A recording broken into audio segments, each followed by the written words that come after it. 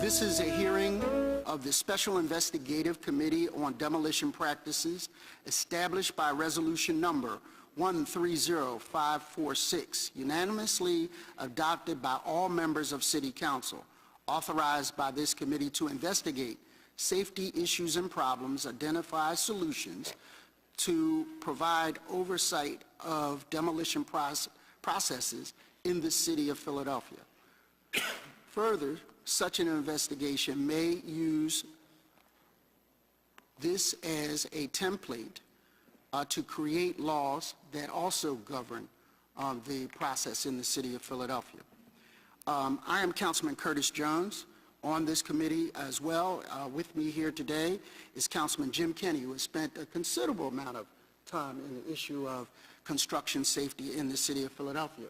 We will also be joined by Councilman Bobby Heenan, who also has spent a long professional life in labor and construction industry, and Councilwoman Blackwell, who is the chair of housing in the city of Philadelphia. The demolition issue has both a commercial and residential component to it, so I think it's appropriate. Who will not be here today is Councilwoman Maria Quinones Sanchez, who is the chair of the Licenses and Inspection Committee. I want to recap very briefly the first hearing that we had, and this is the third of 4 potential hearings. The first hearing focused on the Department of Licenses and Inspection, focused on the mayor of the city of Philadelphia's process of demolishing properties, its structure, its permitting process, and so forth. The second hearing focused on industry practices, particularly germane to safety, OSHA standards, private industry standards, and things that were already in place in the public sector, but also in the private sector. This hearing today will talk about intergovernmental cooperation, how departments work with each other in demolition. And I would be remiss to say that every department that we requested has not been able to come. Many of them have provided written testimony.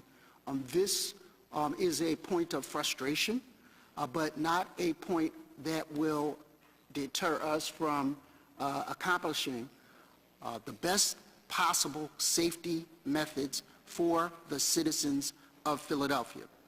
The final hearing will focus on best practices of other municipalities, what the big cities in the region do that have similar housing stock to us, and how we can take a page from their book to try to make the city of Philadelphia a safer place.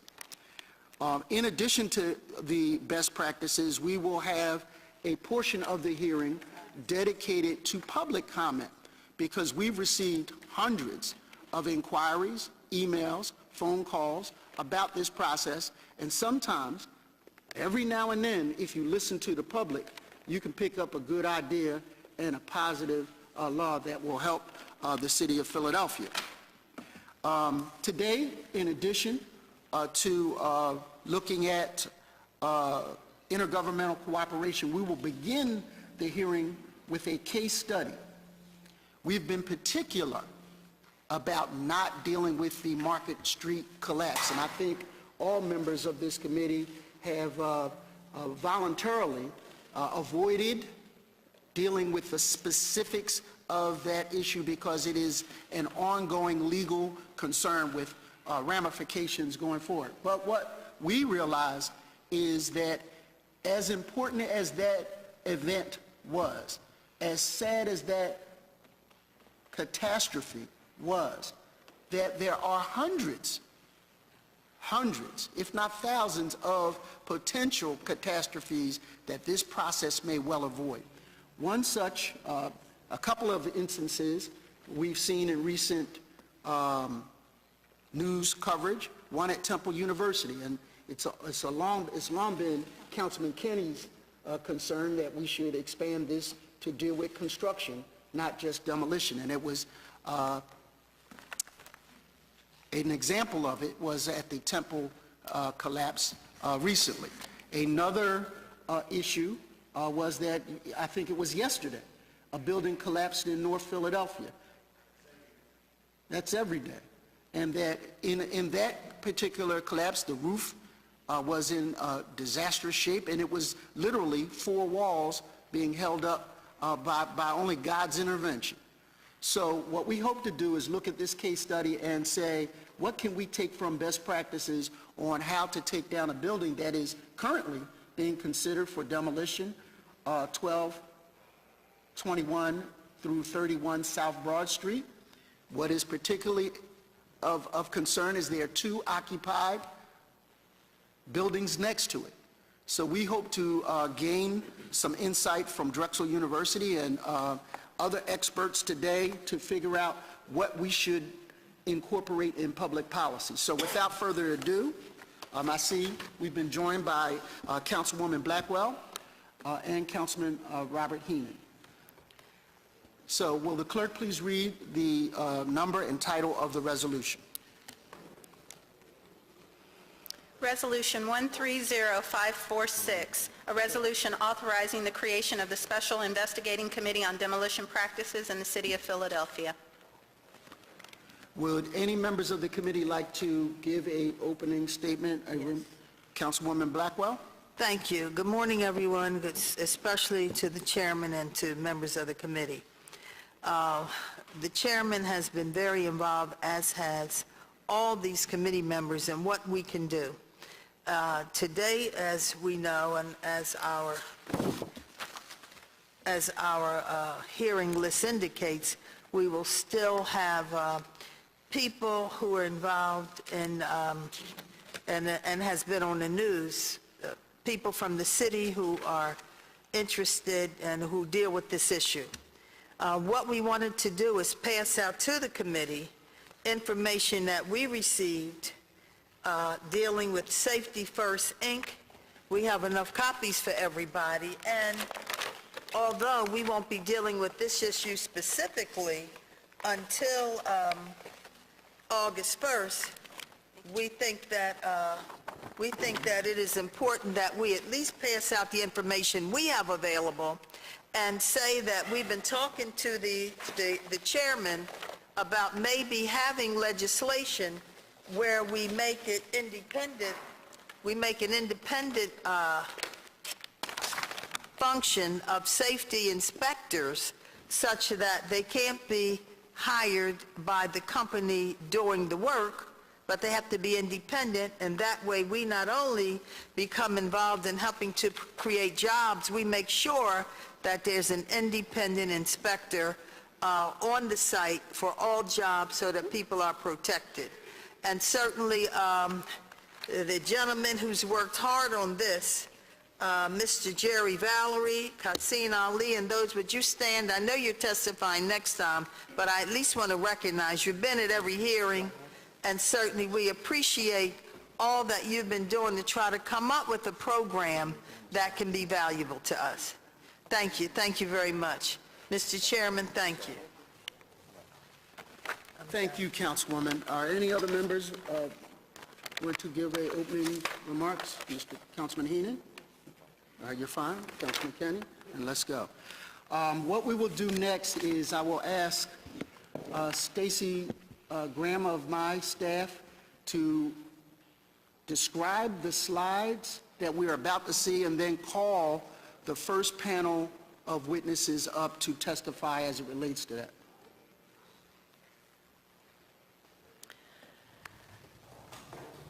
This is a slide presentation providing background information for a case study of a hypothetical demolition at the Armory Building located at 1221 through 31 South Broad. This photograph is an up-close illustration of the front of the building, a recent photograph. Notable here is on-street parking. We can observe from this photo several broken windows exposing the interior to rain and other elements that may deteriorate building materials and structure. Here's a closer view of the building on South Broad. There's a high traffic volume.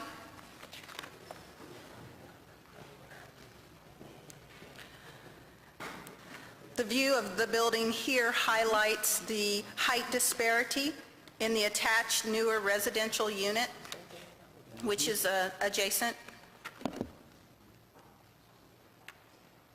This photograph illustrates the attached 1.5-story occupied clothing store with a shared wall to the Armory building.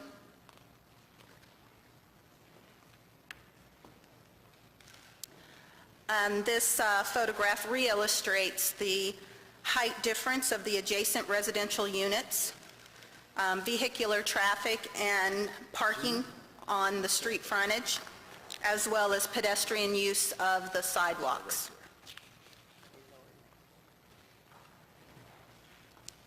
This is an aerial view of the building overlaid with property lines. This photograph illustrates that the building footprint does not perfectly align with the property lines.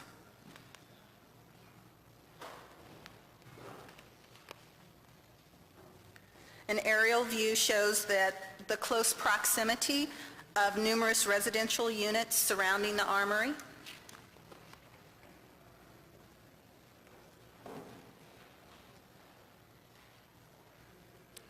There is a gas station located on the south of the building.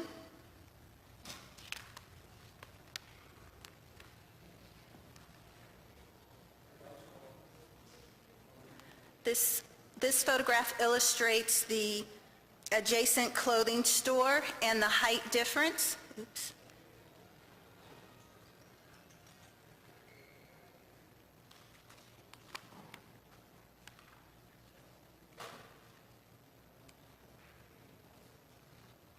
This photograph illustrates the adjacent newer building.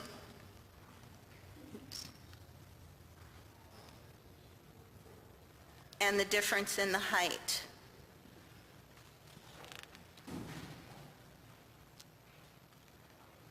Again, the Armory building is surrounded by residential units.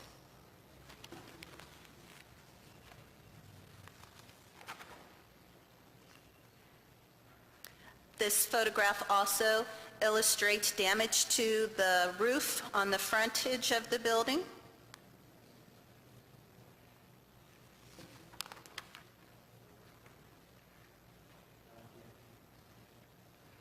Again, there are holes in the roof on the front of the building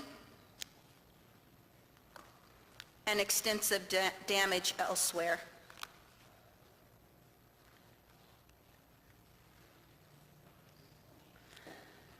This building has been classified by L&I as eminently dangerous. There have been a number of L&I violations issued on the property, including a partial collapse of the roof and cracks in weight-bearing walls.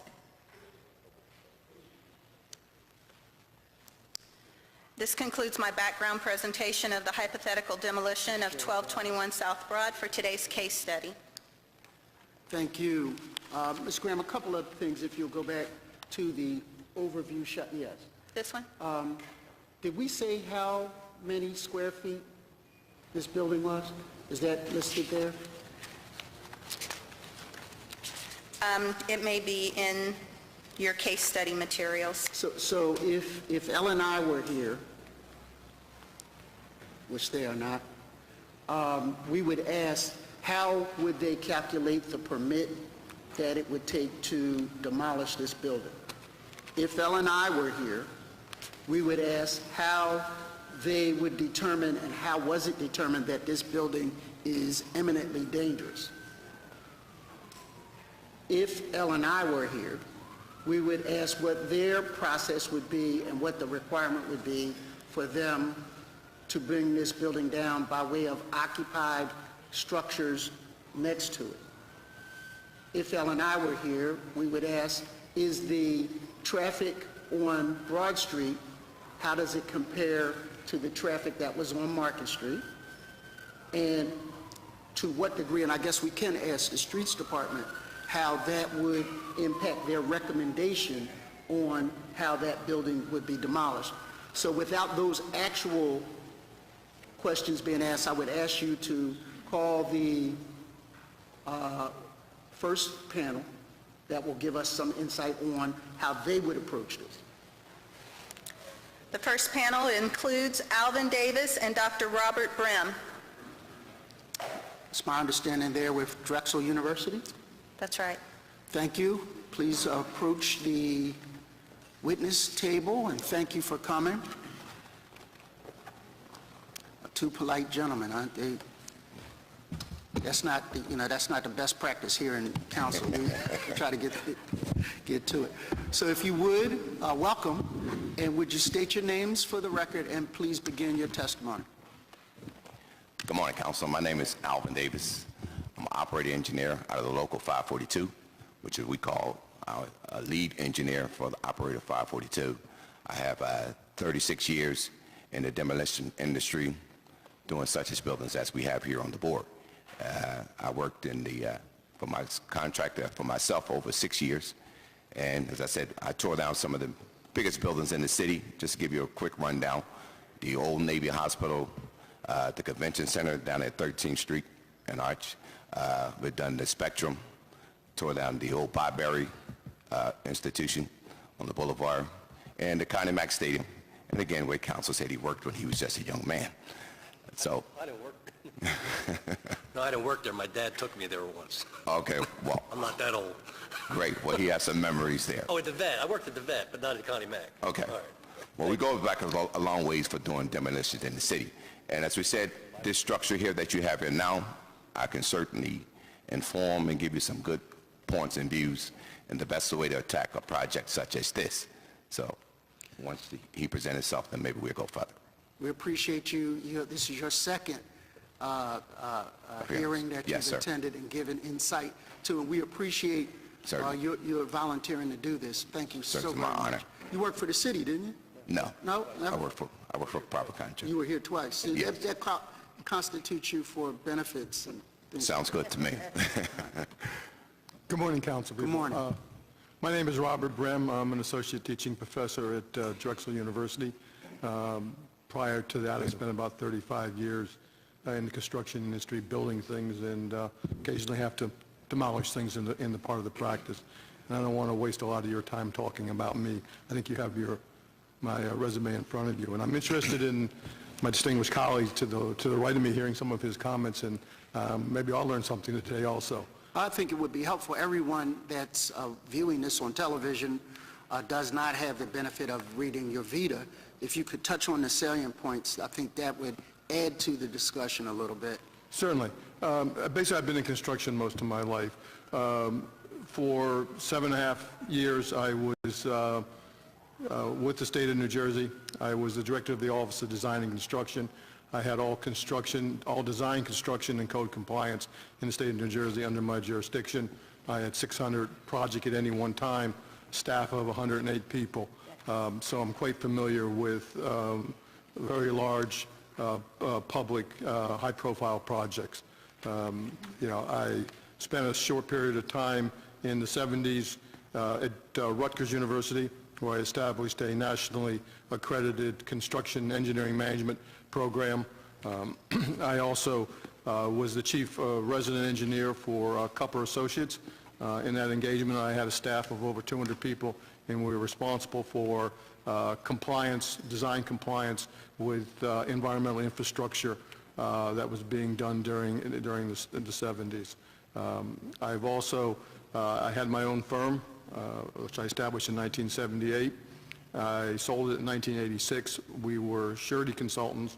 What we did was step in where projects were in trouble, and we assisted the sureties in developing workout strategies. In the process, also did a number of high-profile cases in forensic engineering. Last week, if you're familiar, and I testified before the Pennsylvania Senate and Assembly on demolition. I've also, past weekend, I was in San Antonio, Texas, testifying before the, no matter with the Corps of Engineers into construction matters, so I'm quite familiar with construction and the processes that hopefully provide good outcomes, but unfortunately have been involved in investigating a number of them where there have been some negative outcomes, and we learn a lot from our mistakes. And I've made my share of mistakes in 40 years. Well, as a municipality, we hope to learn from our mistakes as well and benefit from standing on the shoulders of giants like you two that have been doing this for quite some time. So, without further ado, whichever one wants to approach this project and this case study. Okay. If we put the front picture back up, the face part of the building.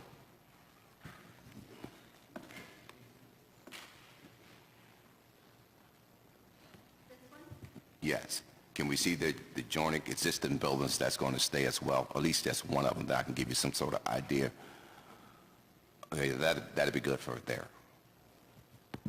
As you can see, the existing store, that's the building that's going to stay. I'm going to give you the safest way that I think that it should be torn down, and also I can give you a plan B. It depends on, as well as the contractor that may be awarded the job to do the job. And as you well know, I suggested that a job of this sort will be a reliable contractor that know about demolition to do this particular job. Now, my opinion is that the jointed building that is next to the building that is going to be demolished.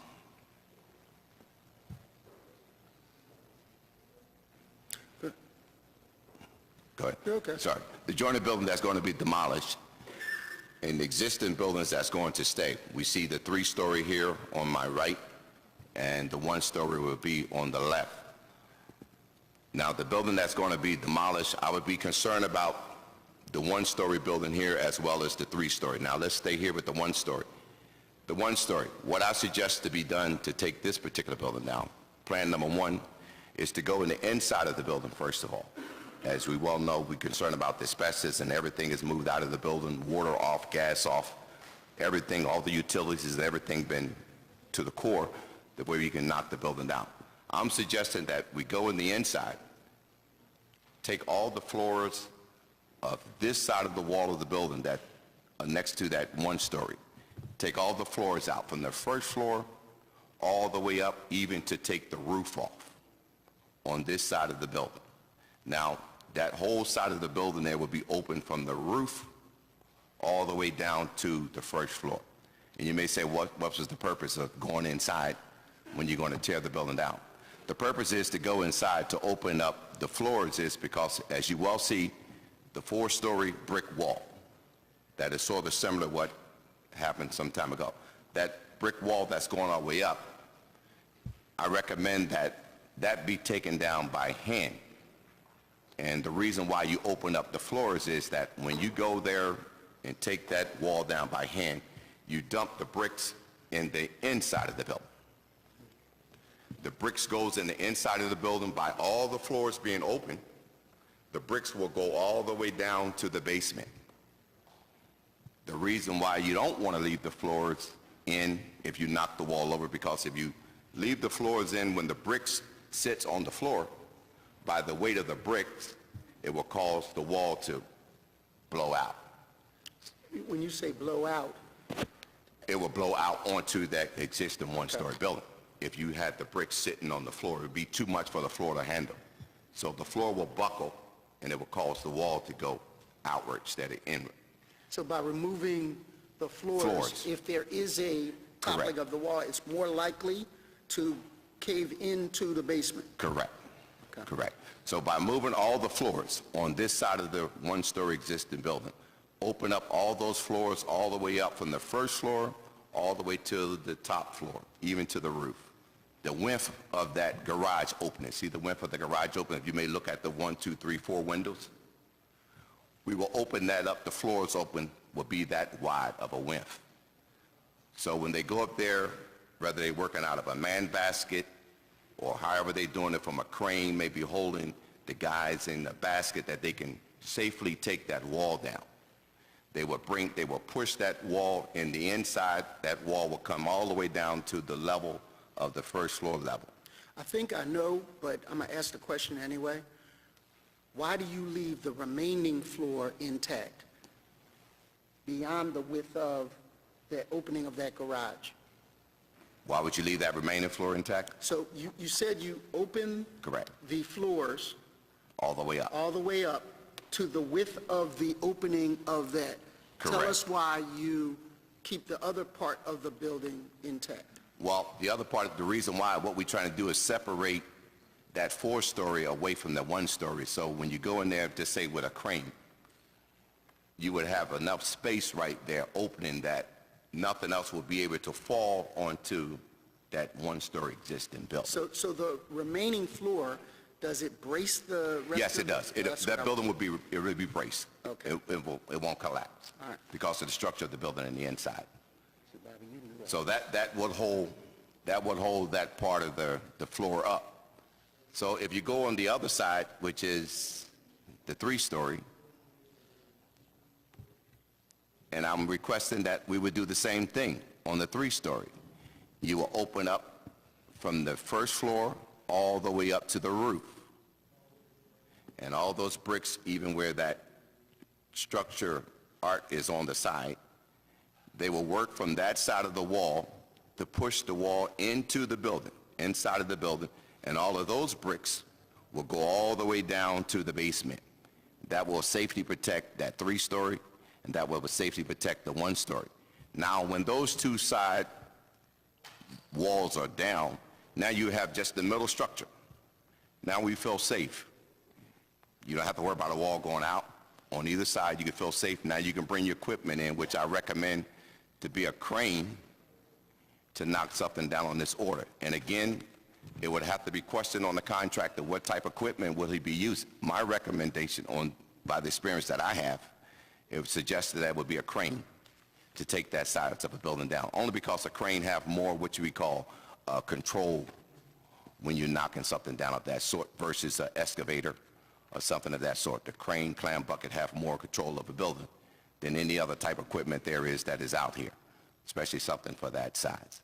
And as you can well see that by the joining buildings on both sides and the buildings that is behind, I can't see no other piece of equipment getting in there to do anything but a crane, because you only have Broad Street to sit the equipment on Broad Street. You're going to have to be on Broad Street, and you have stated when you open up your statement in reference to what would the city do as far as blocking that street. I would suggest that that side of the street would have to be closed. You see that, I'm pretty sure it's a subway that runs on Broad Street. I'm suggesting also that they need to take in consideration that if there is a subway there, they need to put road plates on top of the subway vents before they knock the building down to protect the subway. Put the road plates on top of the vent, and then on top of the road plates, they need to put dirt on top of them.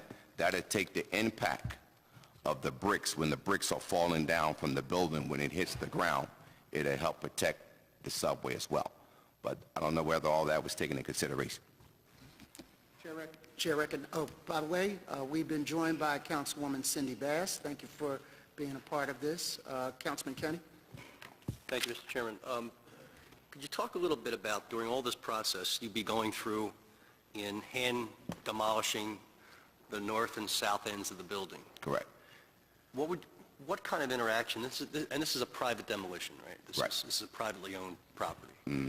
What interaction would you expect to have with city officials, whether they be license and inspection officials, or streets department officials, or even other quasi-governmental agencies like SEPTA and those? I mean, what is there initial engagement, or is there ongoing communication? What goes on? Well, the main thing, the contractor that is awarded the job, his primary responsibility is to make sure with the city, with L&I, with utilities, that's the contractor responsibility, to make sure that he got all his bases covered before he demolished the building. So he would have to interact with everyone. So it's the initiative of the general contractor? Yes. To interface with gas, water, SEPTA? Yes. PICO? Yes. And if they don't do that, in an instance where it's not a reputable contractor, and they're taking a building down that's a private structure, and that interaction beyond the issuance of a permit doesn't happen, what would you recommend we change to require that to happen? Well, I would require that before the contractor is awarded the job, if he's awarded the job, to request that he have all that done. Right. That should be written in writing. But if you have an owner Right. that doesn't require it, and a GC that doesn't do it, where does the city, after the permit goes across the desk, Right.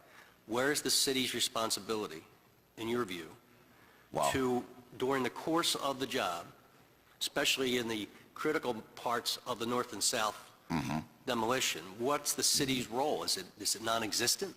it's non-existent. Now, let's, as Councilman said, since I'm on the payroll, been here 2 days, put me on the payroll. I'll make sure it's done.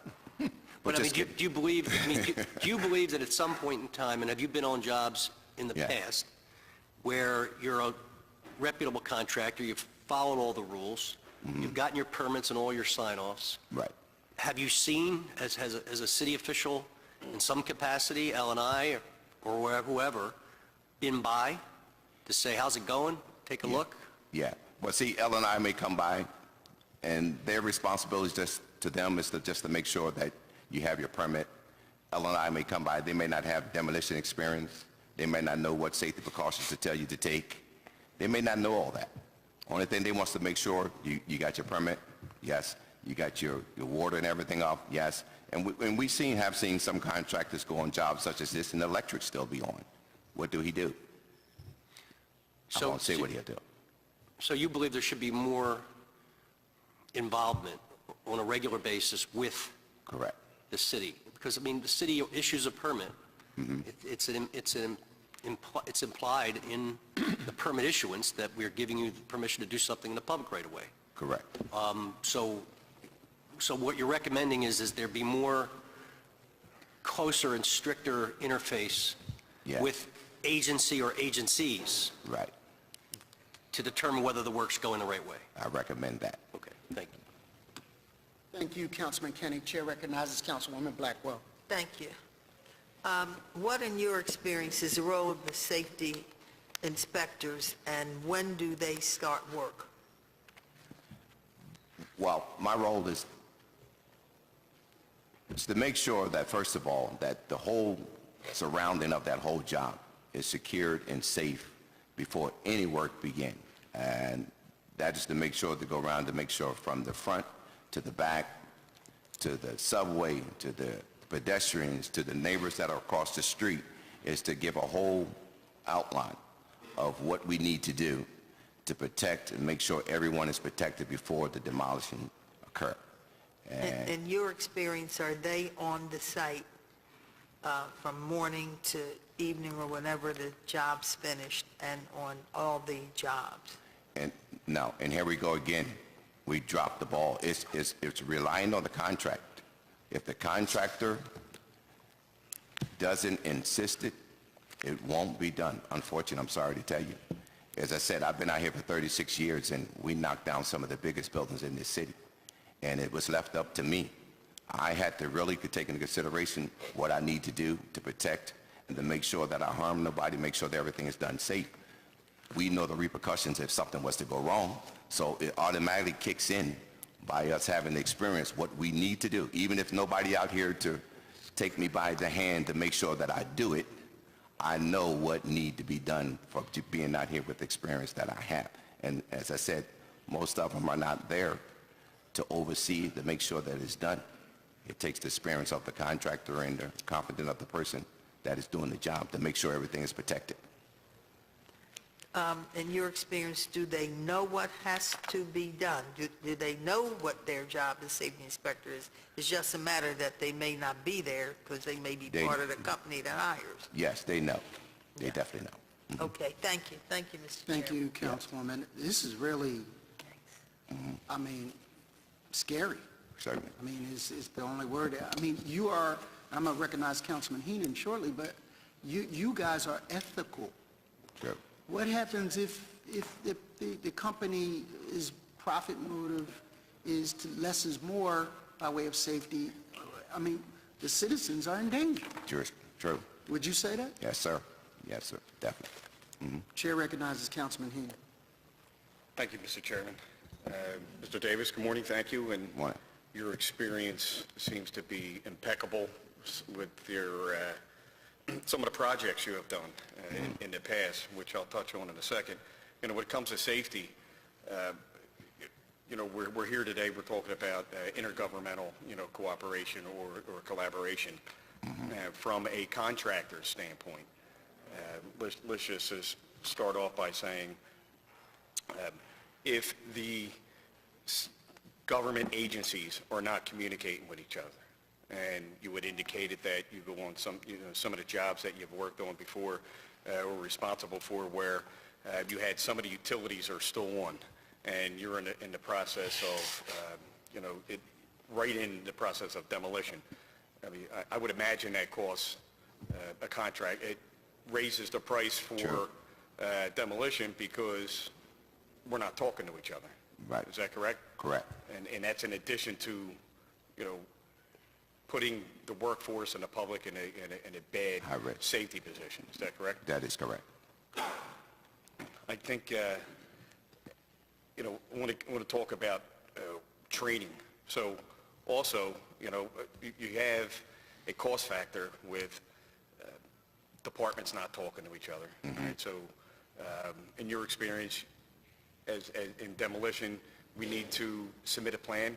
All right, so everything you discuss in your opening remarks, which was pretty good in the detail, that would be in the form of a submittal for the planned demolition when you apply for the initial permit. Is that correct? Right. Yes. Okay. So without that submittal for a planned structural demolition, or I don't know if you need one for all demolitions, but, for those that are required. And I think at this point now, because of the recent, let's just say tragedies that have taken place here in the city, we should have a plan for all demolition. We should. All right. So we submit a plan, and we need a workforce that are trained to execute that plan. Correct. All right, safety for not just, themselves, but the public. Right. And equipment and buildings next door. Correct. All right, so there is, how much do you see in your experience have there been a lack of communication with utilities? So is there a percentage of times where you can generally just say, hey, 30% of the time I go on a job and I find the electric's still on, or, I find, that the site hasn't been surveyed, by call one, the call one service, or in some of the utilities here in the city, such as the water department or the gas department. Right. We've had recent explosions, for different reasons, and, not knowing, what you're looking for or looking out for. True. Can also be dangerous. Right. That's true. Percentage, I would say the gas has been perfect, because that's one of our most concerns, because none of us go on the job. We don't want to get harmed or hurt. You're doing a building that size. You can imagine what kind of gas pipes that are going into there. And so we normally usually check just to make sure. Even if we've been informed that the gas was off, we do a visual check to make sure that the gas is disconnected, no pipes are coming in from the street into the building that's related. But the electric and the water, I'll say maybe a 40% problem all the time. We go to a building and the electric will still be on. A contractor would look at it as well. We're losing money, we hear, we got to knock the building down. We'll call the electric company. Most time they'll get the person, electric will be out there within a day or two. But electric and water is not what we call a major problem, because we can control the water to some degree. But the electric and the water, I'll say maybe 30 to 40% most time. And the onus is on the general contractor to coordinate with the city. How does that work? Does a contractor have to call the water department? Yes. Each utility? Yes. L&I? Correct. You know, and all the other departments, the Yes. streets departments, and making sure that we have Everything. proper permits? Correct. You know, to keep the general public in safe? Right, the contractor would do distance. that. And if the water's left on, the contractor will call the water department to have it turned off. We wouldn't call L&I to have L&I to turn it off. If the electric is on, we'd call the electric company, and the electric company will come out and turn it off. So if there's lack of communication or coordination with any departments, and it would cause a delay, would the demolition stop until that department comes out and Yes. inspects or Yes. shuts off? Yes, yes, we won't continue to go on. It'll stop until everything is turned off. Okay, in your experience, I mean, some of the major demolitions you've done is impressive. You talked about Byberry. You know, I know Councilman Kenny has talked about buildings, you know, before a certain year having been built, fit out with asbestos, ridden with asbestos all over the place. True. Byberry being a perfect example of that. Yes, it would. So having a plan that is submitted with a trained workforce would know what to look after and take the proper safety precautions for, so if you did a demo on Byberry and you had a workforce that wasn't knowledgeable and, I mean, they were just hired for the day, you know, to take bricks out, and something happened and there was something happened and it was full of asbestos, you know, what happens in that case? Well, you would have to stop the job. You would stop the job, and we would notify L&I. We would notify the person that was supposed to do the abatement on that particular site. If asbestos was still left and we discovered that we had some, that site will be shut down. And as I said, it's up to the contractor again to make sure that he would take the responsibility and shut it down for the safety of the workers in the area. Can I interject one thing? Sure. I mean, on Councilman Heenan's line of questioning is intriguing at best and scary at worst. We're talking about people, and I'm going to hit this point again, that have ethics. Sure. So that if public safety is at the heart of what you do, whether it's, you know, what happens when people aren't self-governed, aren't honorable, I mean, what is the potential, what's the potential there? Give us that side of it as well. So I know what you would do. Sure. But what do some people do? Well, they would do just the opposite of what we would do. Elaborate, please. They would just keep going. So They would whether cover there it. was a electrical power situation, they would just demolish. Someone would cut the power off themselves. They would go down and move the meter to keep the electric from going into the building. What kind of potential danger does that It's a represent? very high risk, you know. In what way? In the way of getting electrocuted, because none of us are inclined to be electricians. We don't know which way electric is coming into the building. That just because we see a meter doesn't mean that that's the only interest to power. So we've seen them take the meter boxes out. We've seen them cut the wire themselves So from the if building. If you accompany that with water being on, what kind of potential danger does that represent? Well, as I said, the water is not a real danger. With electric? With electric, that's true, but most times, as I said, if you got a one-story or a four-story or five-story, both of them are dangerous, but we put them on different levels. Okay. And, you know, we use our good judgment call. I just have a few more questions. So, general contractor or a contractor doing the demolition, are they required to submit a report to OSHA or fill out an OSHA report and turn it into, submit it to the city? It depends on the specs that is on that job. Depends what's required. The specs for the job? Yes. Most time you get a specs when you get a job from the GC. If the GC was in charge of the job, and if I came in as a contractor to knock the job down, the GC would have all the specs on that job, the requirements, what we should have and what we shouldn't have. So if it's OSHA regulated, then OSHA will come out and inspect to make sure. that everything is done properly according to the specs.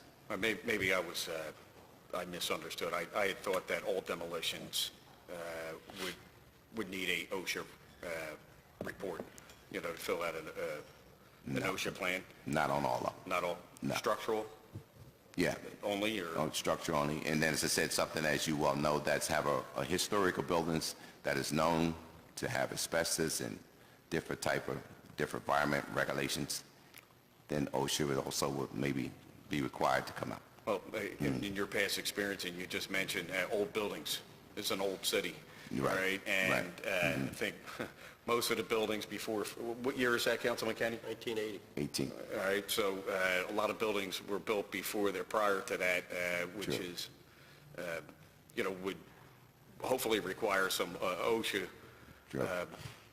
report to, submit to the city of Philadelphia. In addition to it, you mentioned electric, and this is where I have firsthand experience. I mean, you're certainly correct. So if you get fly-by-night contractors or a workforce which is unidentifiable, we don't know where we get them. They may be day workers with no experience, certainly have no idea what a two-phase versus three-phase, let alone single-phase electrical service where you would have a double feed into a building. True. All right, and the city has two-phase Delta systems all over the place, and it's extremely dangerous if somebody is not trained. True. All right, on the lookout. So, I think I hear some of your obstacles and challenges that you have out there on the field with, either a lack of collaboration or people who act irresponsible and working around utilities or approvals from the city. Not only does it cause delays, it puts us all in danger. Truly does. Thank you. Thank you, Councilman. Chair recognizes Councilman Kenny. Thank you, Mr. Chairman. I'd like to get the opinion of both witnesses to the following question. I know in New Jersey, a lot of times, and in Pennsylvania, a lot of times also, the government requires a pre-qualification process for contractors, other design professionals, architects, engineers. They need to be pre-qualified on a list of pre-qualified acceptable candidates for selection to do public work. What is your view on pre-qualifying construction firms, general contractors, demolition firms, so that we have on file, updated on an annual basis, the qualifications of the company, their financials, their training of their employees, their insurance requirements, all the things that a reputable company like yourself requires of yourself? What would be your opinion on the city imposing a pre-qualification list that you can't get a permit at L&I unless, for whatever work you're applying for a permit for, unless that firm has been pre-qualified and renewed on an annual basis? I think that would be a great proposal from the city to present that, because right now it's just almost what we may call an open field. And this is the reason why things are the way they are now. If we had something on that order, I believe it'll scan out the good and the bad. Yeah, I also echo that. I'm a strong advocate of that. Sure. When I was in New Jersey, we actually had a pre-qualification of our specialty contractors before they were allowed to even bid the job. Whether you do that or you qualify them at the time that they submit a permit, it's essential. It's easy to blame L&I or focus on the public because you're visible. But the truth of the matter is the contractor's out there 24/7. You don't have the time or the resources to have an inspector on the job 24/7. So the responsibility is primarily that of the contractor. If you have a good contractor who is competent, he's going to do it right. He has all the incentives to do it right. If you have a contractor that's not qualified, oftentimes they get in trouble not because it's intentional, because they don't know better. And so the contractor sometimes stays, and I don't want to say in the shadows, but he's out of the public light. The governmental inspectors, and I had a lot of really good ones work for me, they're very conscientious, but they're not there all the time. And so they don't just observe everything. So you're really, the primary responsibility has to lie with a competent and qualified contractor. And you believe that process would provide an upfront safety mechanism that we wouldn't have to go out and catch people doing things. We would pretty much be assured on a pre-qualified firm that they were doing things the right way. Yes. Yes. Okay, Yes. thank you. Thank you, Councilman. Just on that line of questioning, does that mean that by pre-qualifying, you then set a standard that we would hold that reputable company to? But what are the tangible things, other than the honor system, that would be incentives? For example, does the insurance risk management play a part of why people operate in a safe manner? Yes, it does. So, would you elaborate for the record?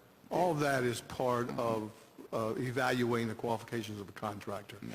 You want to look at his safety record, okay? I mean, we have a workman's comp law in every state that I'm aware of, and we track their safety records. We can look at their financial records. Do they have the financial resources to successfully do the job? When people don't have financial resources, they start trying to cut corners. They don't pay their subcontractors. The subcontractors don't always show up on time and also try to cut corners. So that's an indicator. That's an indicator. Does he have the equipment that's required to successfully accomplish the work? Does he have the experience? If this is a 20-story building and he's never demolished anything other than a 2 or 3-story building in a rural area, he doesn't have the experience to work in an urban area with the challenges that are faced in an urban area, particularly high-rise construction. So all of these things have to be looked at. And the record is there. The competent contractors have the record to demonstrate their competency. Does the insurance company require a safety plan? It'll vary from insurance company to insurance company. My experience, and I've represented a lot of insurance companies and sureties. I'm a strong advocate of involving sureties because they have a tremendous amount of sophistication in evaluating the competency and qualifications of a contractor, because that's what they do for a living.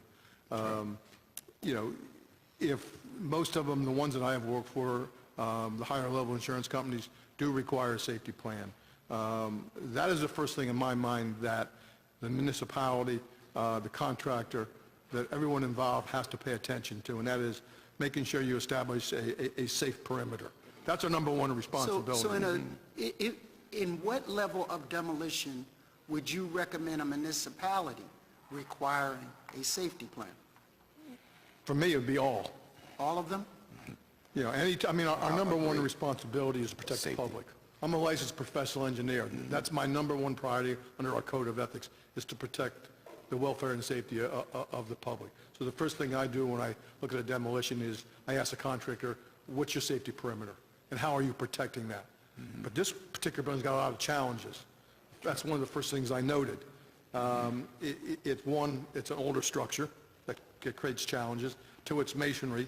Masonry tends to be brittle as it gets older. It has challenges. And it's in a very active area. You've got pedestrians, you've got traffic, you've got adjacent structures, and it looks to me like on what I think is the west or the back of the armory, it looks like you have some residential, okay? Looks like just some residential. You know, all of those present challenges and responsibilities of the contractor to protect.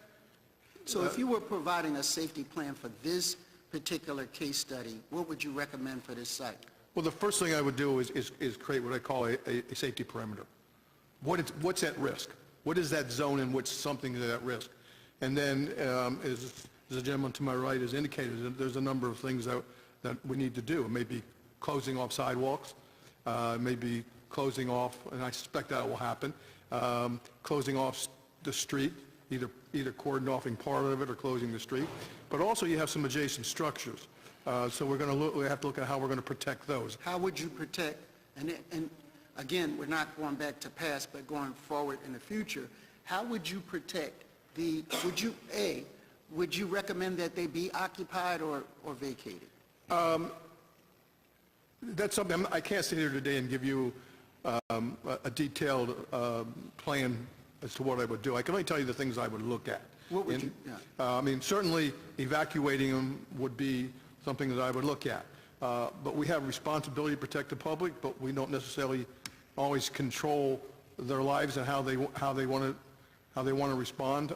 I did a project at Yale University and we wanted to fly some of our components over the historic theater in Yale.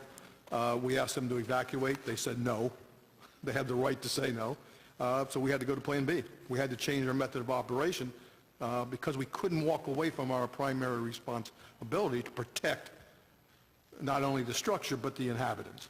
Do nets or platforms protecting the adjacent, is that something that is feasible? Yes. Yes, it is. Yeah, Could you elaborate on those processes? if you drive right now up Chestnut, or I guess down Chestnut Street from Drexel University, we're doing a 19-story building, and they build platforms over the walkways to allow myself and the students to enter the building safely. So there's things like that that can be done. There's, you've got windows that are in close proximity that a falling brick that goes the wrong way could penetrate. So you're going to look at things like maybe boarding up some of the windows or protecting them with safety nets or other means. There's a number of means that are available to protecting, one, the people, the public, and second, the property, and it's sort of in that order. But we have a responsibility to protect both, and we have the means and methods to do it. It's a matter of whether we have the will. So those subcomponents would be a part of a safety plan? Absolutely. And that would be submitted to the municipality? I think that's essential. That's the first thing I look for when evaluating a contractor's operation is what's your safety plan? Okay, thank you.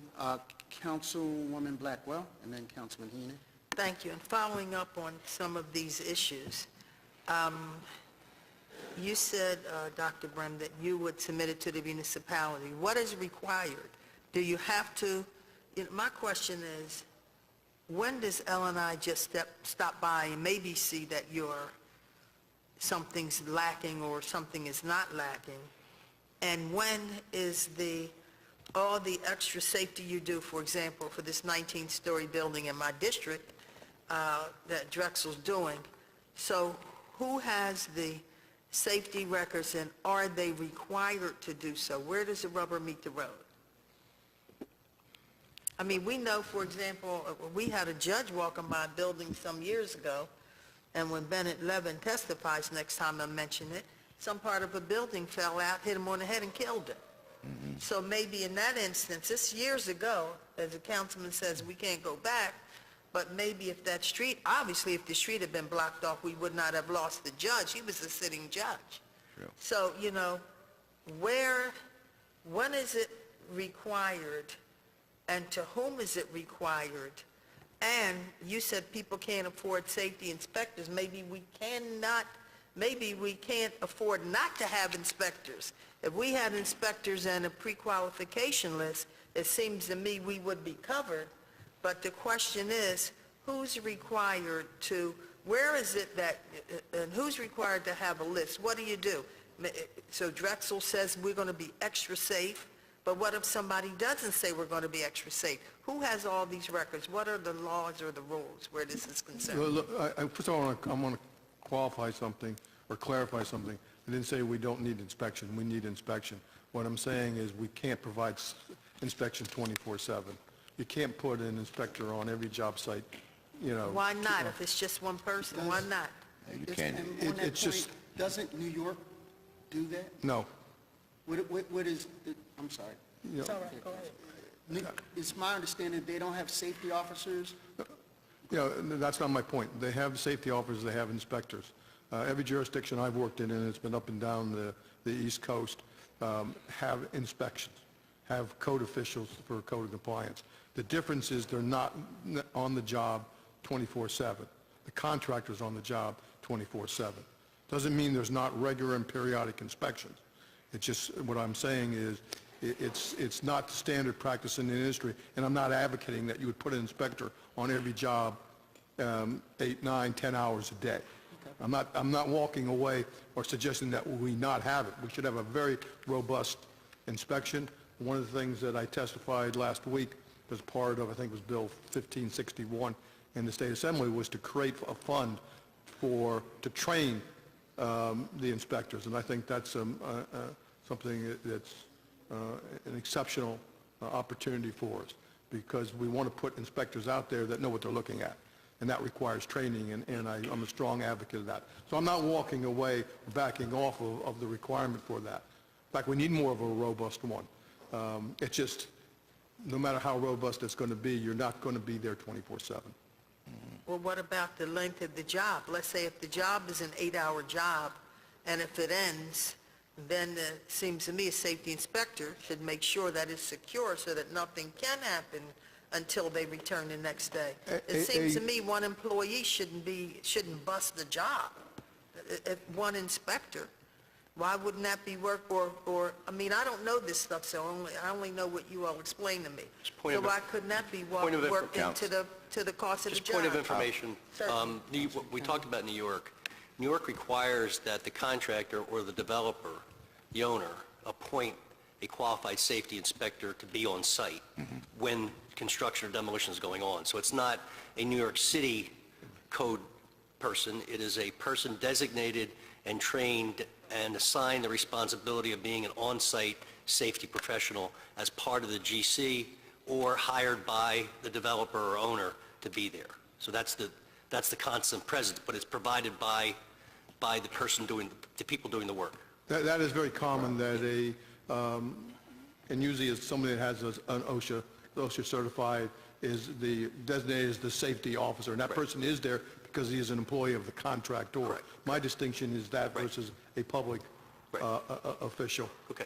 Thank you, Councilman Kenny. My suggestion is, and then Mr. Davis, my suggestion is that we hire people and that they be not company people. They have to be independent inspectors, so the contractor and the contract manager, developer can't say, well, we need you to work on this job, not just stand around while we're working these 8 hours, or whatever the situation is. Seems to me if we could come up with what Councilman Kenny's saying about a pre-qualification list and come up with safety inspectors who are independent people and who are trained independently, who don't work narrowly for the contractor. They can be paid by the contractor, but they have to be independent people who work on the job. Maybe we help with safety.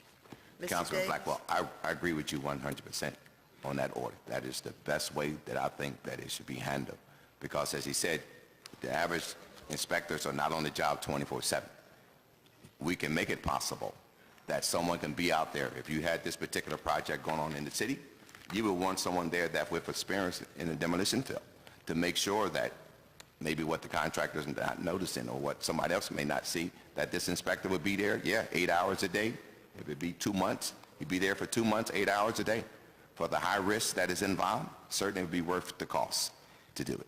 Thank you. Thank you, Mr. Thank you, Councilwoman. On her point, you know, the rain falls on the just and the unjust That's alike. the truth. That's and right. so, really, these rules don't really apply to people who have ethics, True. morals, That's right. and standards. Right. What we're really regulating is those that don't. That's so it's true. almost like asking the fox to guard the chicken chicken coop. coop. Right. You know, on the honor system. True. So Councilwoman's point is that we may need an independent entity. That agree. is, the cost is assumed by the developer, that comes out there and is on the public's side. Correct. And not necessarily driven by profit motive. Right. Thank you, Councilwoman. Much needed. Thank you. Much And needed. again, I want to thank Mr. Valerie and Mr. Ali, who we've been talking and talking and talking and talking, and they say so many things, and at some point it all, you get what they're trying to True. tell you. True. So That is thank much you. needed. Mr. Valerie has been talking to me for a couple of decades. I had the opportunity of working with him. Not, he was in my employ, but I Okay. you know, because of his knowledge, I worked in part for him. So Okay. I know what you mean, Councilwoman. Councilman Okay. Heenan. Thank you, Mr. Chairman. Doctor, OSHA, right, is your understanding that at OSHA, an engineering survey needs to be submitted from OSHA to the city? Under OSHA guidelines, does Yes. an engineering survey need to take place? Not necessarily. Not necessarily? No, it's, I think as the gentleman to the right said, if it's in the contract documents, then it's a requirement, but it's not an OSHA mandate. It's not an OSHA not a regulation mandate, that no, an sir. engineering survey needs to be No, sir. submitted? Okay, not in all, it does in structural or more complicated demolition cases, or certain types of demolition? It's not an OSHA mandate. Obviously, when you're doing something very complicated, such as the structure that we're looking at in the case study, it would be best practices for a contractor. Best practice. Best All right. practices, and I would expect a contractor to have hired an engineering firm or someone who was equivalent competency to evaluate that structure. All right, so in the city, all right, so when you have a structural engineer, you're supposed to, or a structural demolition, you need to submit a plan, being that it's structural, is that correct? No, that's one thing I would advise, is that part of the permitting process, is that a demolition plan be submitted that... Which includes a safety plan? Excuse me? Which would include a safety plan? Yes, absolutely. In addition to... Safety is the number one concern, but the demolition plan would also require in my mind, and my recommendation is be signed off by a structural engineer. Demolishing the building in some ways is similar to building it. When we build a structure, we go through periods of instability. This building is stable, and we're able to safely sit here because it's stabilized, because all of the members are in place. When we build it, we have to do temporary bracing and other things to maintain that stability and the control of the structure. When we demolish it, we have to reverse that process as we take a structure down. As the gentleman to the right indicated, we have to always be concerned with the stability of the structure, because we are starting to remove components that provide that lateral stability.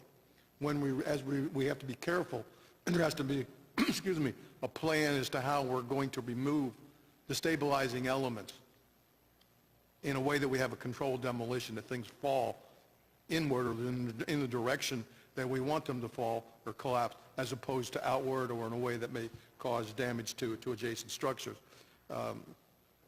That means that occasionally, not only do we have to look at how we take it apart, but we also have to look at a plan to provide stabilization in which may require some temporary bracing, because we're removing the permanent bracing that was in place. Right. It's like cutting a tree down. There's a way we cut a tree down so that it falls in the right direction. The same thing with demolition. And I'm glad to hear your recommendation, since OSHA does require some, engineering surveys for some demolitions. To what extent that is, I'm not sure, but they do require engineering surveys. Since that is already taking place, and with your recommendations, with your experience and in history, wouldn't it benefit the city to have engineering surveys, submitted as well as safety plans, as you already indicated?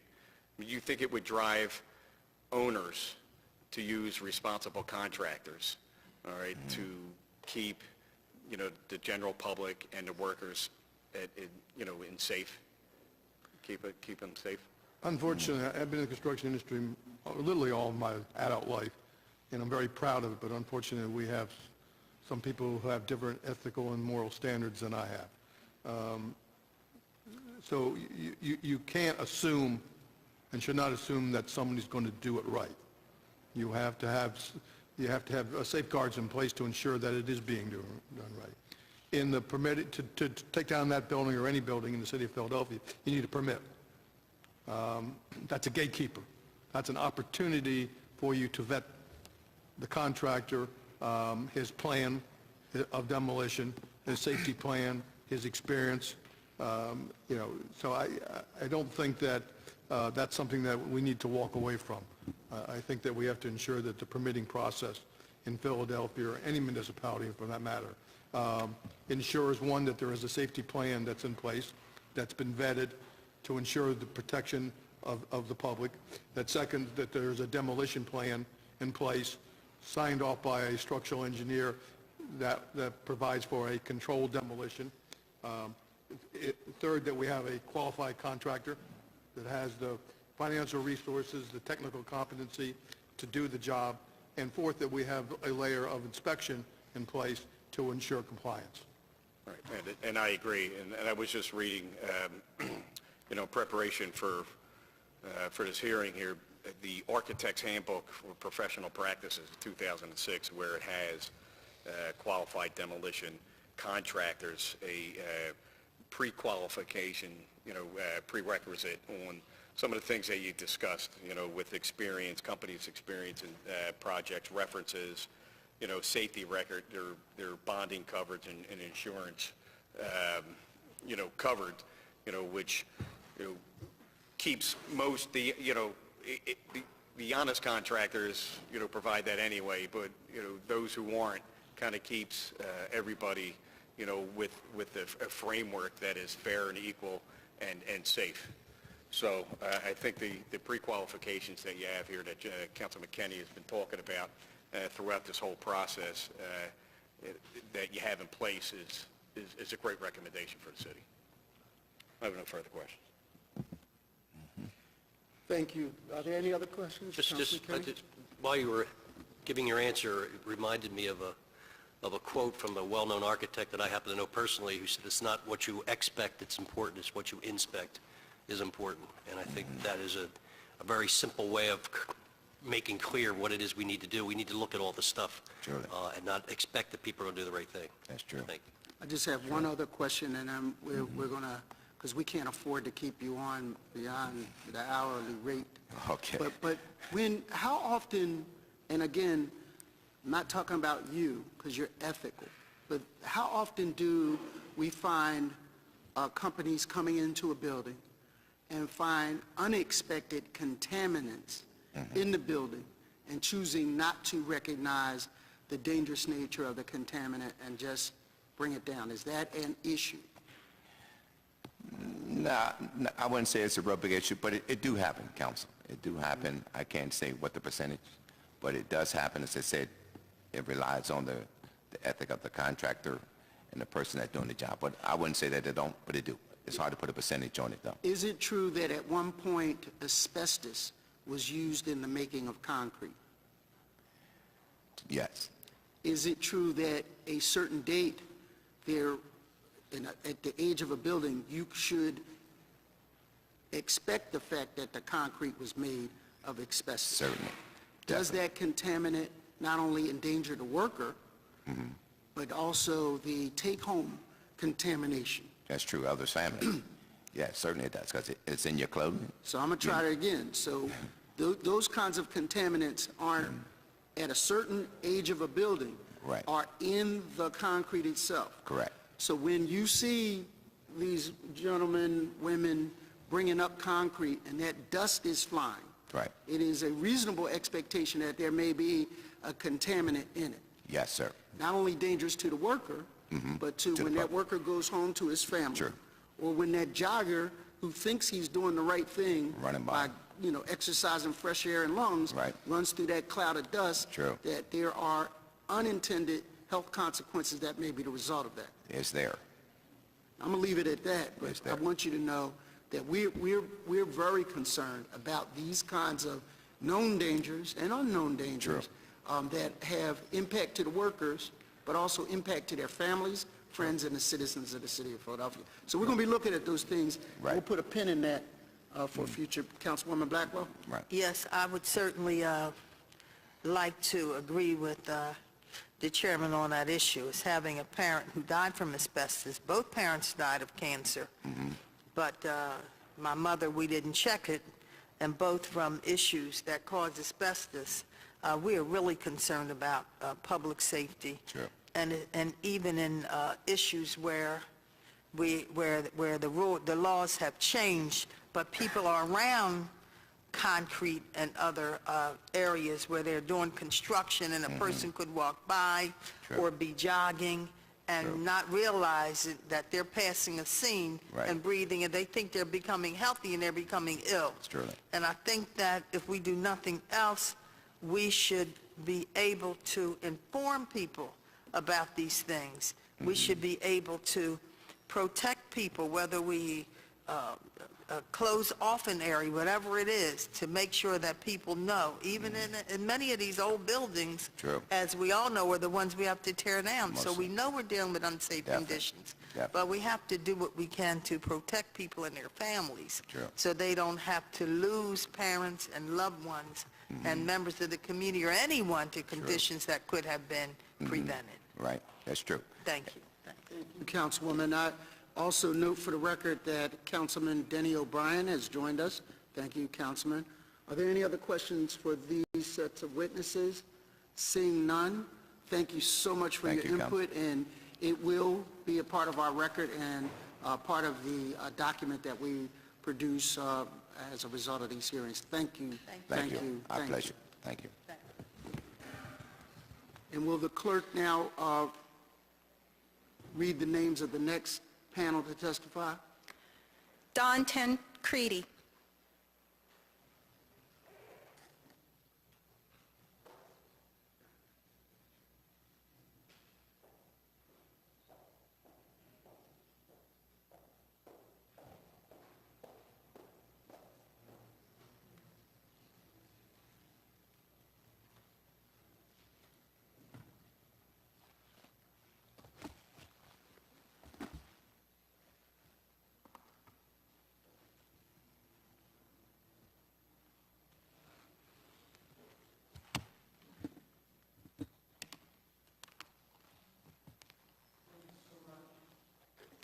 Will you please state your name for the record?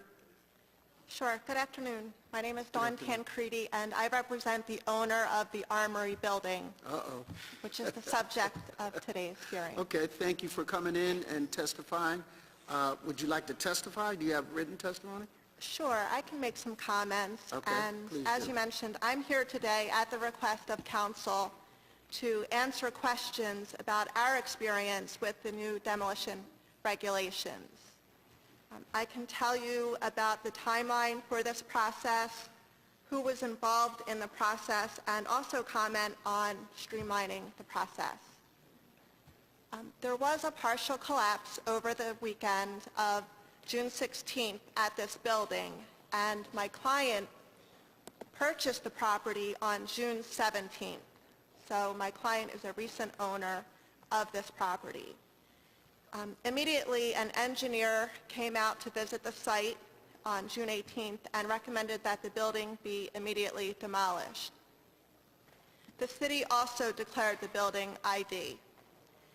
On June 27th, we submitted a demolition application pursuant to the new regulations.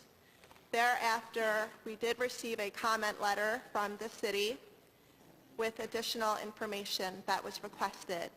And the response to the city was submitted yesterday, and I can tell you that the application is still missing written consent from 2 property owners. As So, far I'm as who sorry, was involved, Could you, for the record, tell us what is on, so within your experience, what was on old applications and what was your experience with this new application? And pull the mic closer to you, please. Thank you. well, I can tell you previously, we've pulled many demolition permits, and the process was certainly not as detailed as it is now. There was minimal information that was required. The application was completed. The licensed contractor was identified, and we submitted the application. Now I can tell you the information that's been required for this case, this information here was submitted. So there was a simplified form, Yes. and now a lot of trees have died as a result of the changes. There's a lot more paperwork. Yes, there's a lot more paperwork. Not only is there more paperwork, there's more people involved in the process.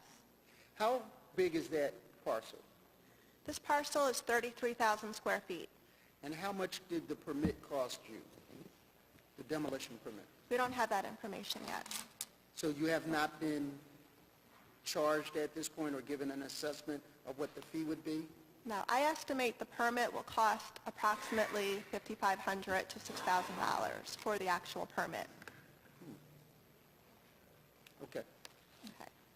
As far as who was involved in this process, we had 2 engineers. There was a structural engineer who evaluated the building and prepared a report.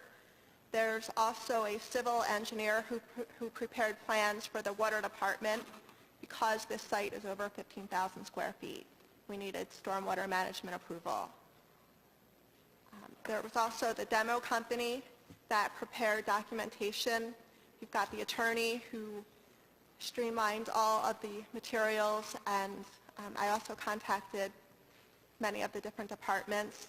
Which one? We had contact with the streets department for a fence permit. There was contact with the revenue department for tax clearance. There's contact with L&I to make sure there's no outstanding violations. We were in contact with SEPTA because the subway is affected. We also had contact with the Philadelphia Water Department for stormwater management approval. There's also contact with utility companies to make sure that the utilities are shut off. And there's contact with neighbors to obtain written consent.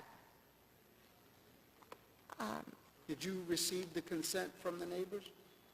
We have not been able to obtain the consent from a couple of the neighbors at this point, and that's the only outstanding item for this application. Did you produce a safety plan? Yes. And what did that safety plan, based on your proposed demolition, entail?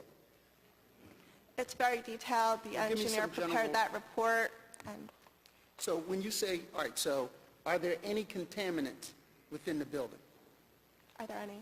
Are there any contaminants such as asbestos or other old concrete within the building? Yes.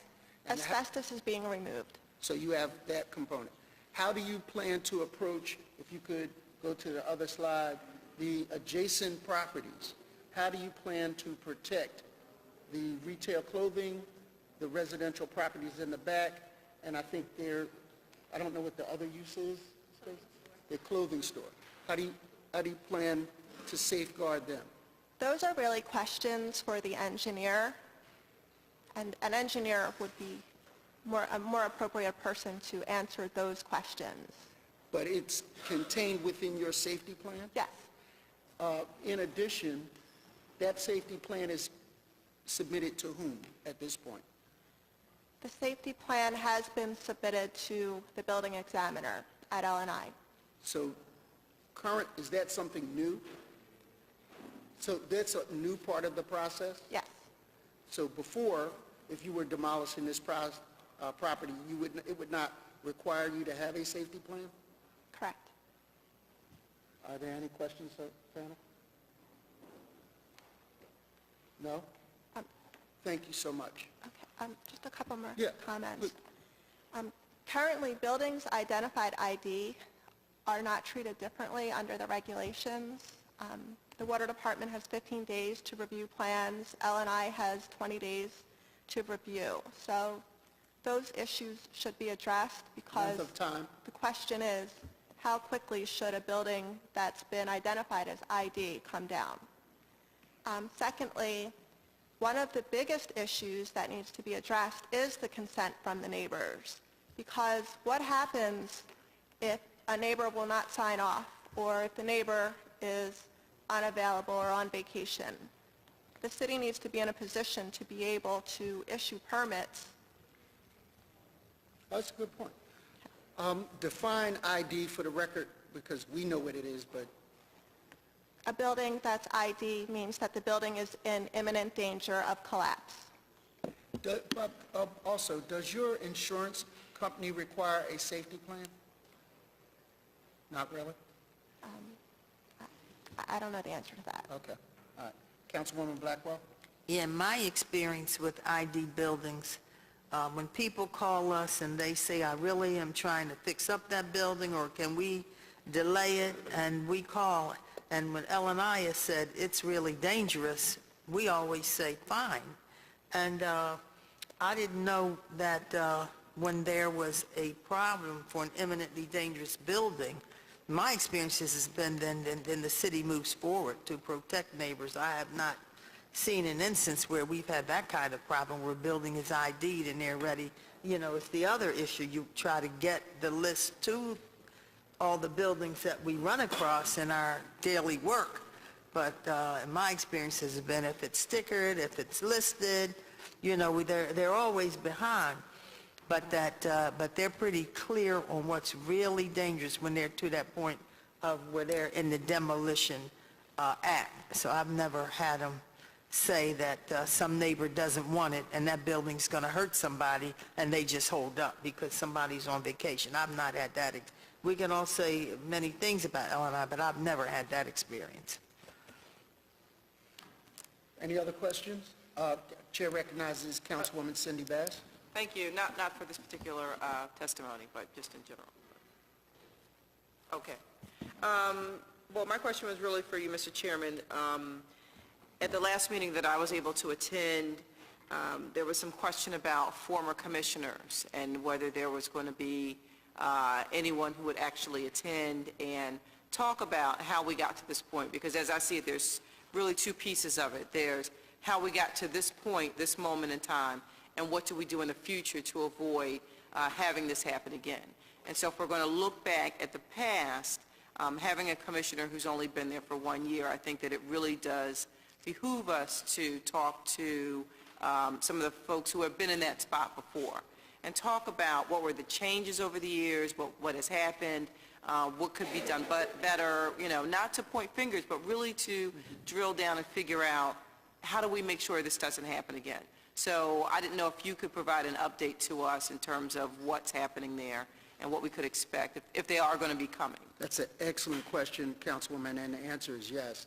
Councilwoman Blackwell has reached out to a former commissioner that will be testifying in the upcoming hearings, and one of the other commissioners, the more recent one, we will reach out to Ms. Burns to try to see if she will testify. But definitely we have confirmed one former commissioner, and having had some preliminary conversations with him, I think he has some insight to how this problem, and one thing, and without preempting him, is the concern that the department is in economic development as opposed to under the aegis of public safety. Yes. And when that shift happened, and that's not under this mayor, this happened before this mayor, that changed what the priority may have been. And I'm not trying to draw a conclusion, because that's why we listen to the testimony. Exactly. That's why we discuss things. But there is a concern that, you know, public safety first. Public Right. safety first. But thank you for that insight. Absolutely. And thank you for your testimony and taking the time out to come and explain this project to us. Thank you. Thank you. Will the clerk now read the next panel to testify? Douglas Moser, Howard Neukrug. What are their departments?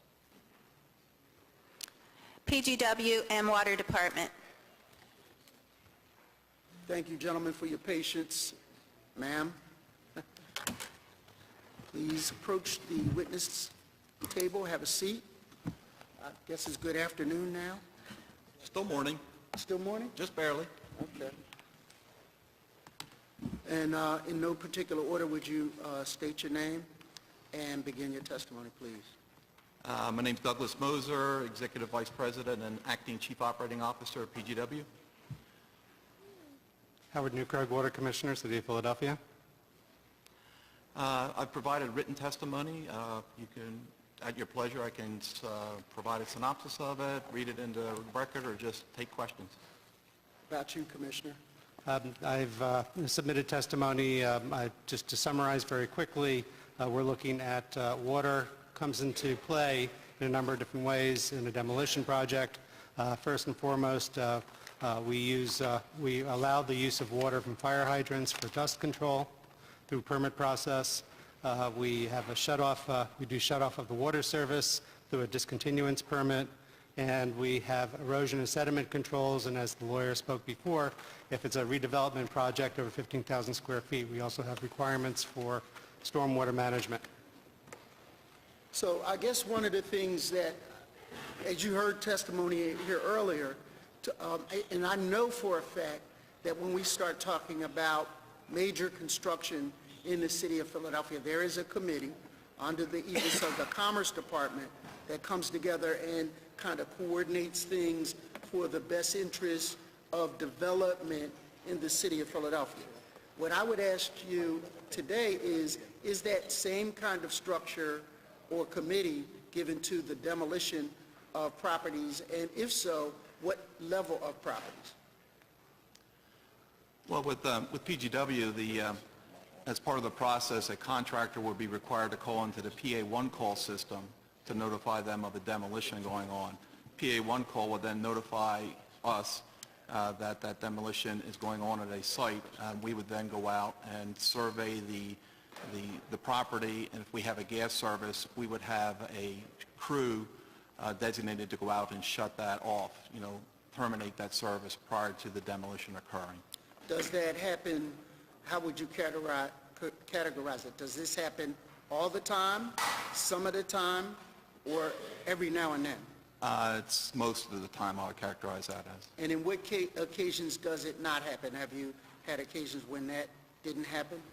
I can't recall one right now. The other thing that we do is we work closely with License and Inspection, that they also send us a list of proposed demolition. So we would also go through our records at that point in time to determine whether there is a natural gas service to that property. And prior to us even getting a one-call notification, we would go out and proactively segregate that from our system. How often does L&I provide PGW vacant property lists that are to be demolished? How often does that It's happen? usually in the every 4 to 6 weeks range. And how long does it take from the time you get the notification to you sending out an inspection crew and coming back with a satisfaction certificate? We can typically do that within a 2-week window. But if we know that there is a time certain when the demolition is going to start, we would be out there prior to the demolition. And how many such inspections and service disconnections has PGW performed last year, let's say? Give me an estimate. I would not even be able to, provide Can that. you- I can provide that as a Yeah, I follow-up. think that's important because we'd like to juxtapose the number of permits we've had Sure. to the number of inspections that have, and that'll tell us Yeah, something. Similarly, how does the water department interface? Well, basically, in order for a demolition permit to be given from L&I, the water department needs to first issue a discontinuance permit, which is done by the owner of the building coming to MSP and paying a fee of $100 and getting it, it's called a D permit, and then the water department will go out and shut off the water service to that system. Once that water service is cut off, then there are no longer any water or sewer bills charged against the property. Until that time, water and sewer service charges continue. So that's one of the incentives for the owner of the property to move forward and do this action. Has there been occasions where demolitions have caused damage to your particular infrastructures? I am not aware of that, but I'll find out and get back to you on that. I am also not aware. As long as we're notified in advance, then it would not. I see Councilman Heenan's light lit, but I don't see Councilman Heenan. So to answer the question, is there a committee that meets, or does this happen independently, almost on a routing slip, by way of demolition permits, and then your interaction? Our interaction is pretty much is triggered by request for demolition permit or request for a discontinuance permit. And can you describe the water management process and what the logic of that is by way of a permit for water? There are really two different water management issues going on here. One is called an ENS control, which is erosion and sediment control. Basically, that's any construction site. You see bays of hay, you see hay, bales of hay. You see filter bags or large gravel, all to prevent the sediment from leaving the site and getting into the streets and then eventually getting into the sewer system. Okay. That's called ENS controls, erosion and sediment controls, and that's typically required at all sites greater than 5,000 square feet, earth disturbance. And then there's another process that's really triggered by the redevelopment at 15,000 square feet, which looks at the long-term stormwater management of the site. So a building like such as the one in your case study that is being demolished and rebuilt, as you heard from the lawyer. There's a significant amount of work that's needed to be done to provide to the Water Department to show that when this building is rebuilt, they've at least started the consideration of how stormwater will be managed on site. And what is do you interact with any other departments in this process currently other than L&I, such as the fire department, streets department? And how is that interaction? Not really at this point. So those are independent activities. Okay. Are there any other questions for this panel? No? Just one relative to gas connection. You guys have the capacity to know when a building is vacant or in disuse. You can tell by the amount of gas that's used or not used. Yeah. Yes. Do you have a policy at all as to your people going out and looking at buildings what their condition is? Because I would expect that a building that collapses on itself with an active gas line is a problem. That is correct. And do you routinely turn off service from the street when a building over a certain age, over a certain length of time that's not been occupied or not been in use? We do a survey of the records to find out whether there's gas usage going into it. Right. The difficult part is that there may be still an active service, an active building, Right. an active customer who they may not have usage for a long period of time, but still wants the gas service in the building, and during the winter period would have the service available to them to keep the building warm, to keep the pipes from freezing. So we don't proactively go out and shut off every building Right. that may not have usage for a long period of time. Your employees are highly trained. Your field employees are highly trained individuals who work with dangerous substances like gas all the time. Yes, sir. Do you see a role for your street personnel to communicate or to make a note or to report anything like that relative to a large building that may either certainly has gas service, but may be inhabited by people who shouldn't be in the building, or is it a dangerous condition, or they're working in a street operation, repairing a main or doing some work, and looking at a building that looks like it could come down any moment? I mean, I think part of this whole problem is kind of the lack of integration with all the city departments, that when you see something, say something. It's that way with terrorism, and it's that way with buildings that are going to fall on people. So is there a policy, or could you develop a policy that would allow your guys, your people, to communicate with L&I, with fire, with whoever? Well, we do have an internal policy that our street individuals, if they see a vacant building or a demolition that we were not previously informed of, to notify our internal supervision, and they then in turn get in touch with the L&I department. So we do have that as our current policy. Does your IT capability allow you to communicate directly from truck, from handheld, or from MDT units to your internal information? Yes, it does. Yes. And is there any connection between your internal information folks and, other than the telephone?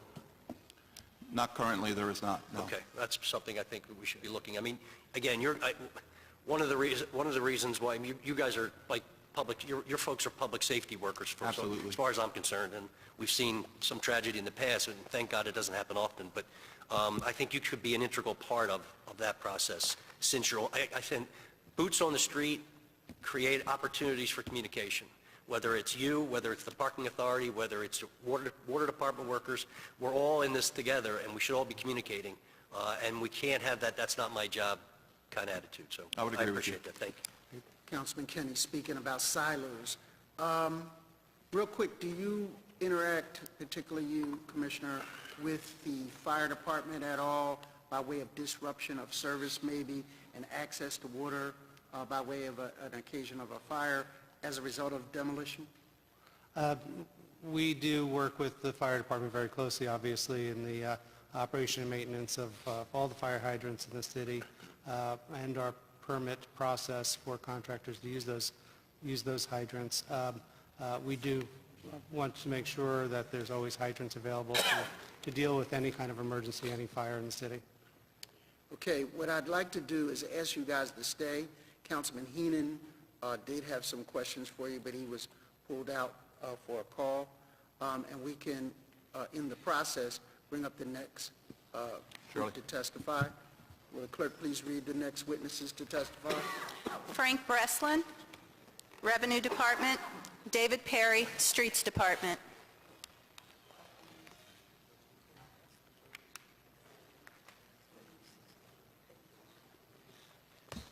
Thank you so much for your patience. Please have a seat and state your name for the record. And I understand, Art, you guys have written testimony, and would you please summarize it in your comments? Sure. My name is Frank Breslin. I'm Deputy Revenue Commissioner. I'm here to testify specifically about Revenue's role in the demolition process and how we collaborate with L&I. As you know, Revenue is charged with the collection of revenue due to the city and the school district of Philadelphia. And in that effort, we collaborate with other city departments, including licenses and inspections. We collaborate through joint projects. We attend regularly scheduled meetings. We share information, and L&I participates in our tax clearance program. The tax clearance program provides a mechanism so that L&I can check permit and license applicants to see if they're tax compliant. Tax clearance unit, the tax clearance process, when it informs them that a taxpayer is non-compliant, they're put in touch with the Revenue Department. They come to our tax clearance unit or contact our tax clearance unit by phone, whatever method of contact, and the tax clearance unit alerts them to what the reason for the non-compliance is. L&I doesn't know that. They just know that the taxpayer is non-compliant in some way. So we then inform the taxpayer of what they need to do to come into compliance. We try to walk them through the compliance process. Sometimes there may be confusion. They need to file returns, they need to pay, they need to get into an installment agreement. Whatever that need is, the tax clearance unit walks them through that process. When the taxpayer becomes compliant, the tax clearance unit would issue a tax clearance certificate, and the applicant can then submit that tax clearance certificate to L&I as proof that they've come into compliance and they're eligible for the application or permit. Excuse me. Does that apply to the building owner, the contractor, and their respective subcontractors? Whoever the party is applying for the permit or the applicant. Revenue may not know the exact connection. We just know that they've come over with a compliance issue, and they would tell us, you know, their entity, who they are, and then we tell them the details of their non-compliance. So if an engineer that may not be the owner of the building comes in and they clear, they're able to get the permit? So we would give that engineer a tax clearance certificate. We don't approve anybody for anything. We give them a certificate that says they've come into tax compliance, and then they would bring that back to L&I, and L&I would use that to approve or deny, you know, to approve the permit or application. So if I'm the owner of the building and I'm in non-compliance, under the current system, you would not be able to pick that up? No, I'm not saying that. I'm saying whoever the applicant is. So I think it depends on what permit or application you're applying for. So if as the owner of a building you need to apply for a particular permit and you're not in compliance, then you would be directed to us and we would check your account for non-compliance. If you're a contractor and you're applying for a license that is specific to the contractor, then we're checking the tax compliance of the contractor. So again, if I'm the demolition company and then I hand it off to a non-compliant company, there is no mechanism by which you can check that at this point? That, I'm not sure. I don't know all of the processes of applications and permits through L&I. So if they don't need to apply for anything subsequent, then we wouldn't know. See, this is, I'm going to use your line. If L and I were here, we could ask them, not anything to do with 22nd and Market, but everything to do with what we're talking about now, is that when I have a third-party expediter, when I have an architect or an engineer or a person that's the agent for the building or the owner, they get the permit, they're tax compliant, and they turn it over to the Three Stooges Demolition Company, who are not tax compliant. L&I should have a mechanism, this is not Revenue's fault, but L&I should have a mechanism, and supposedly it's going to be in place soon, I mean, I don't know what soon means, but soon, where they have to self-report who's on the job site via the internet, by computer, so that you can then, L&I and/or Revenue could then check and see whether XYZ company that's now self-reported is on the job, is in fact tax compliant, which would allow L&I to take certain measures, you guys to take certain measures to make sure they're tax compliant. But without that self-reporting and without those eyes, I don't know who's, and as we've seen in bad situations, I don't know who's on that job site. All I know is that a tax compliant person pulled the permit from L&I. That's the other issue that exacerbates that, and this is something maybe you can respond to, is that the Three Stooges Construction Company hires people off the street who don't necessarily, are not necessarily on their payroll. So that construction company, that general contractor, has no certified payroll. So I have 25 individuals on a construction or demolition site who are being paid in I don't know what manner, probably cash, and are not paying wage taxes, or not paying any state taxes or any of the other requirements that an employer has to go through, like workers' comp and unemployment comp. How can Revenue get our arms around that underground economy that's not only ripping us off and ripping off the legitimate contractor, but is generally, if you're doing all those corner cuts, you're probably not doing a good job on the site either. So that's a safety issue. So how does Revenue address all that? Well, part of our collaboration with L&I is we do have regularly scheduled meetings, so we meet with them quarterly.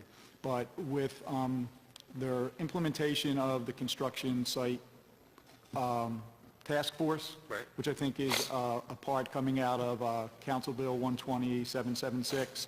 So from the time that bill was passed, we've met with L&I. We're going to meet with them monthly. We've set up some processes, some interdepartmental processes for communication, and we're going to meet monthly to see that they're working. So how, broadly how we view this is L&I will be out there on the construction sites, and they'll be bringing back the information, who's registered, who's not registered. The not registered contractors need to come to Revenue, and that is our role to find out if they're not registered. We need to contact them and either audit them or contact them to bring them into compliance. In the case of no payrolls, where sometimes there's questions of, I'm not an unregistered contractor because we're just using the truck of the company, but we're really employees. We're going to address that situation where L&I gets that report, then they'll also communicate that information to Revenue. We'll then do essentially an expedited audit where we get the payroll records that include that period of time. So we'll be able to go in and see, do those actual individuals exist? Is there a payroll? If there's no payroll, obviously that wasn't correct and the contractor's liable. In your discussions with L&I, is there two things that I'm trying to get answers from L&I, and maybe since you've talked to them and they talk to you, you can tell us. Is there some type of plan for self-reporting by a website for who's on the job site? Because that's something, when Brehm was commissioner, we had a hearing and we talked about they were developing an IT or software program that would allow general contractors and or subs within 72 hours of getting on the site to be able to log on and say they're there, what their tax number is, and all the other pertinent information. Is there anything going in that direction? I don't know the specifics of that. They have discussed a lot of enhancements that will be included in Project Eclipse, right, but I don't know the specifics. And have they discussed the possibility or the requirement to shut a job down when it's clearly a mass of fraud where no one's on there's no payroll? It's basically, hiring guys as day laborers and paying them every week in cash. I mean, is there any discussion of stopping that job as opposed to letting it go on and on and on while you guys chase your tail trying to get them to come into compliance while they're thumbing their nose at everybody else, but the job's getting finished? Yes. Has there been any discussion of job stoppage? They have discussed job stoppage in general terms. We haven't got into the specifics of how that'll happen.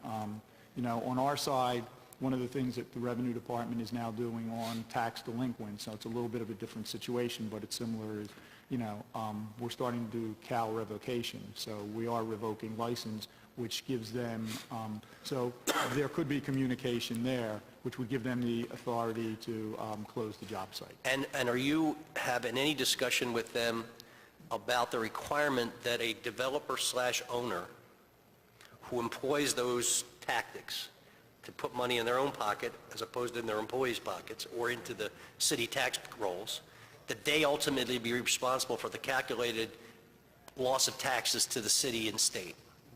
That it would be ultimately, when we catch you and we calculate the amount of personnel hours and what you beat us on average salary, what you beat us in taxes, Mr. New York developer, whoever you are, here's the tax bill, it's on you now.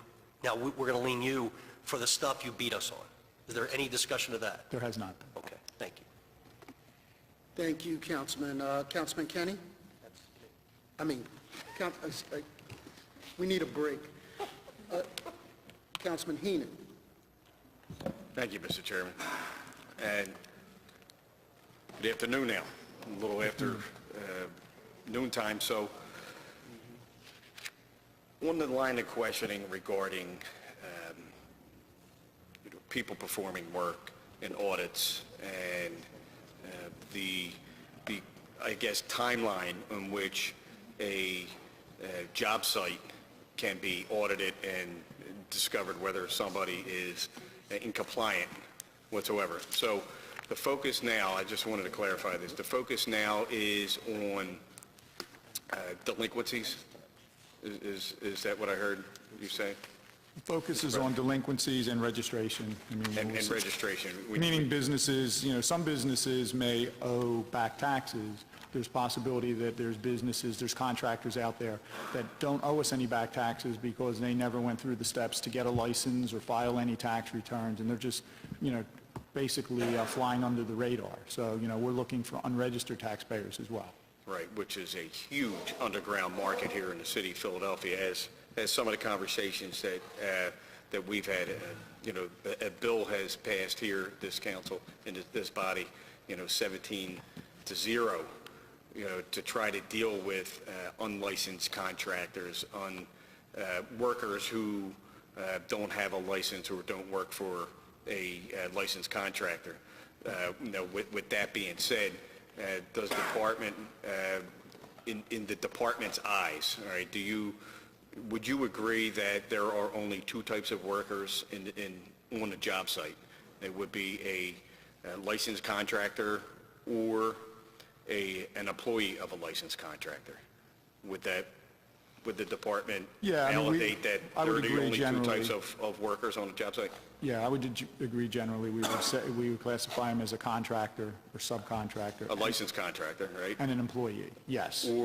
Or an employee of a licensed contractor. They're the only legitimate people that should be on the job site, yes. Okay, great. Now, if somebody, you know, has a complaint, you know, somebody calls 311 don't get back to you for, you know, 50 days, and the job comes and goes, how quick would a complaint to revenue turn around to see if somebody isn't compliant, you know, whether they are a licensed contractor or an employee of a licensed contractor, or if the contractor is in compliant with its current on its taxes?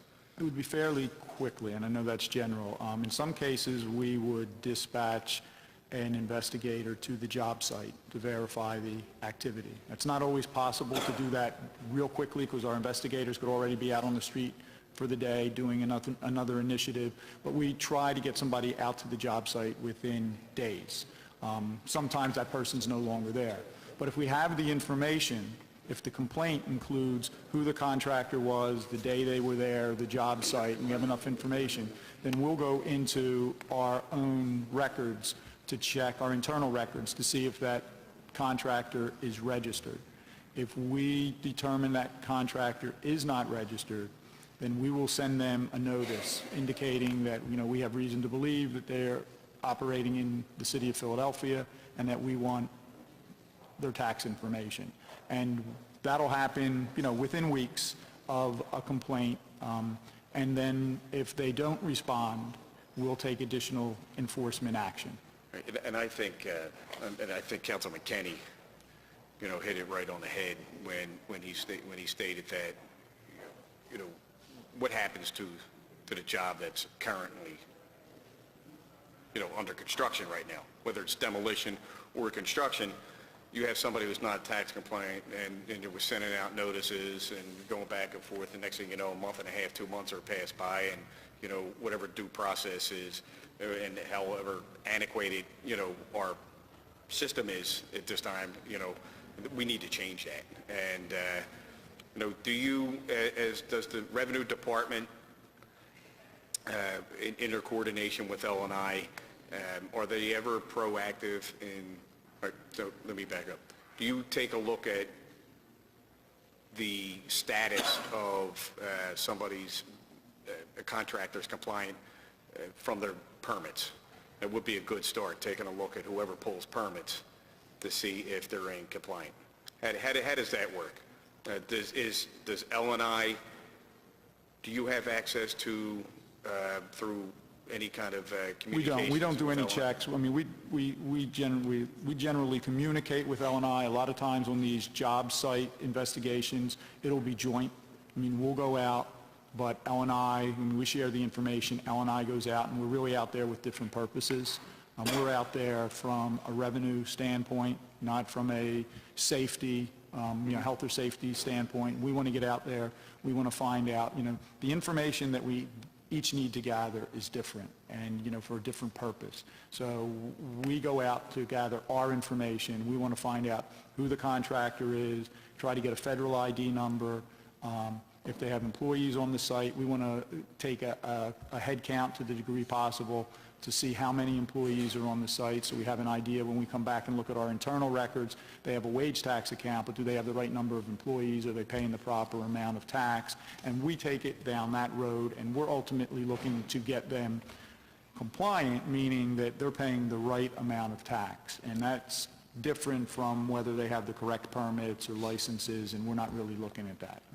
But we do share information. If we find somebody that's non-compliant and L&I is not available, we will alert L&I, and they will do the same with us. So Councilman, if I may, one of the reasons why we are talking about interdepartmental cooperation, it's implied in the heading, cooperation, and that there needs to be a central entity that codifies all this information, because your red flag of noncompliance of contractors indicates something to another department that may be critical in saving lives.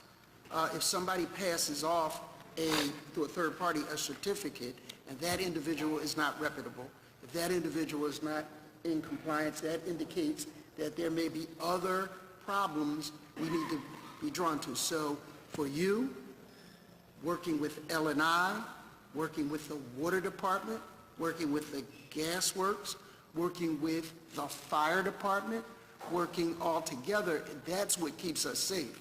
It's when we miss a cue, miss a red flag, that bad things happen. So that's why that coordination aspect of it, we know you're going to do your job, but we want it to be in almost synergistic with the other departments to create a total safety picture for us.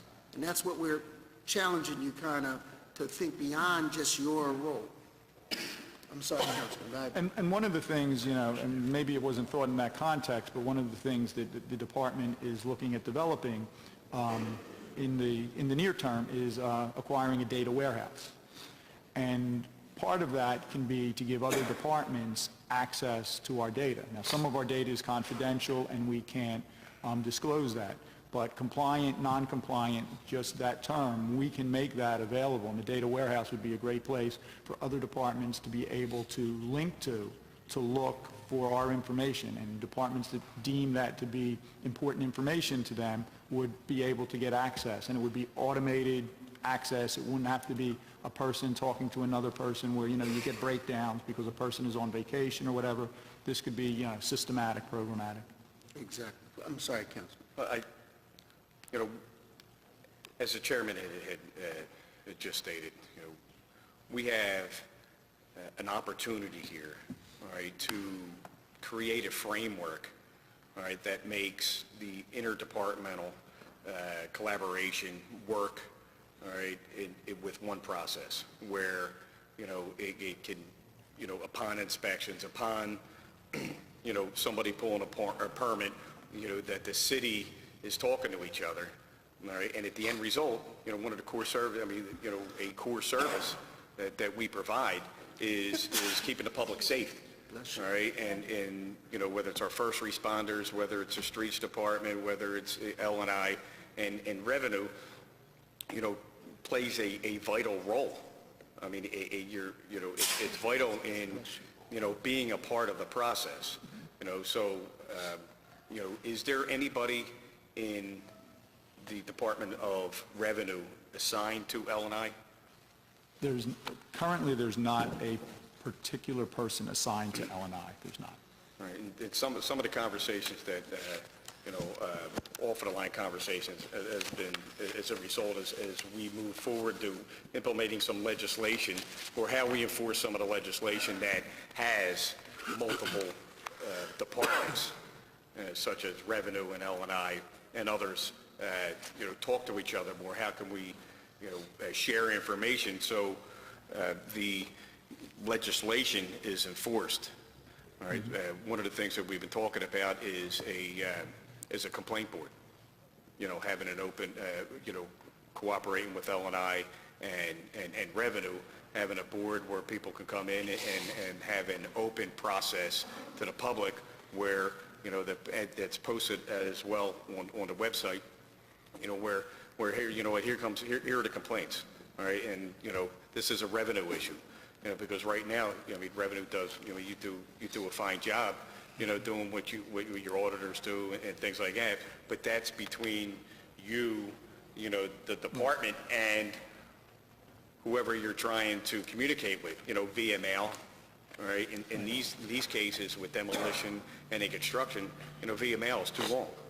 Right, it just takes too long, and you can have a major tragedy or catastrophe, you know, that was unattended, you know, just because of the length of time. So we're trying to put a framework together which speeds up the accountability. And you know, one of the other problems that I've experienced so far is bad service. You know, if somebody's cheating on their taxes, I guarantee they're cheating on other things. All right, and not sure if the correct information that they report is true. So you may be serving an empty building. I guarantee that happens a lot in the city of Philadelphia. All right, so, you know, it all does kind of speak to working together to provide the best service, all right, that we can provide, you know, to the citizens of Philadelphia. Agreed. Councilman, thank you. Councilman Kenny? Let me give you an example. Excuse me, I'm suffering with allergies today bad, so I apologize.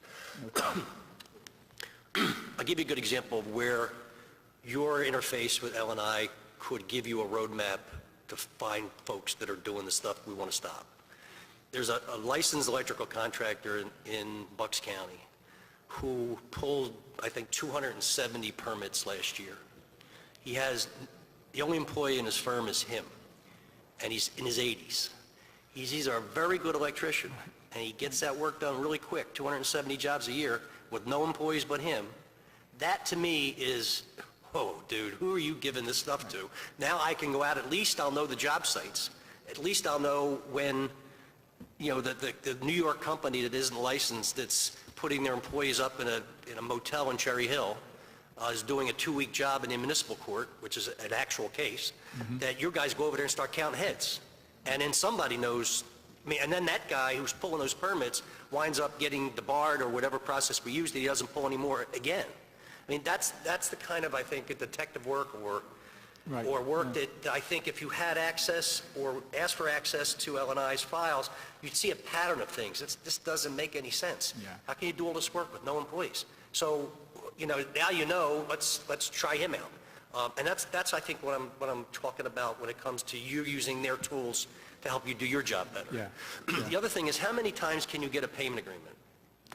How many times can you get a payment agreement? Same firm, I get a payment agreement, I'm in compliance. I get a permit, I'm out of compliance. I get a payment agreement, I'm in compliance. I don't pay my taxes, I'm out of compliance. How many times can that dance go on?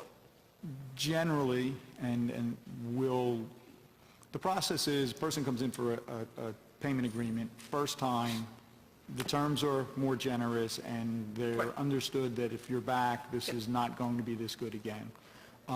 By the second time, which happens, they come in, they essentially get the talk again with not as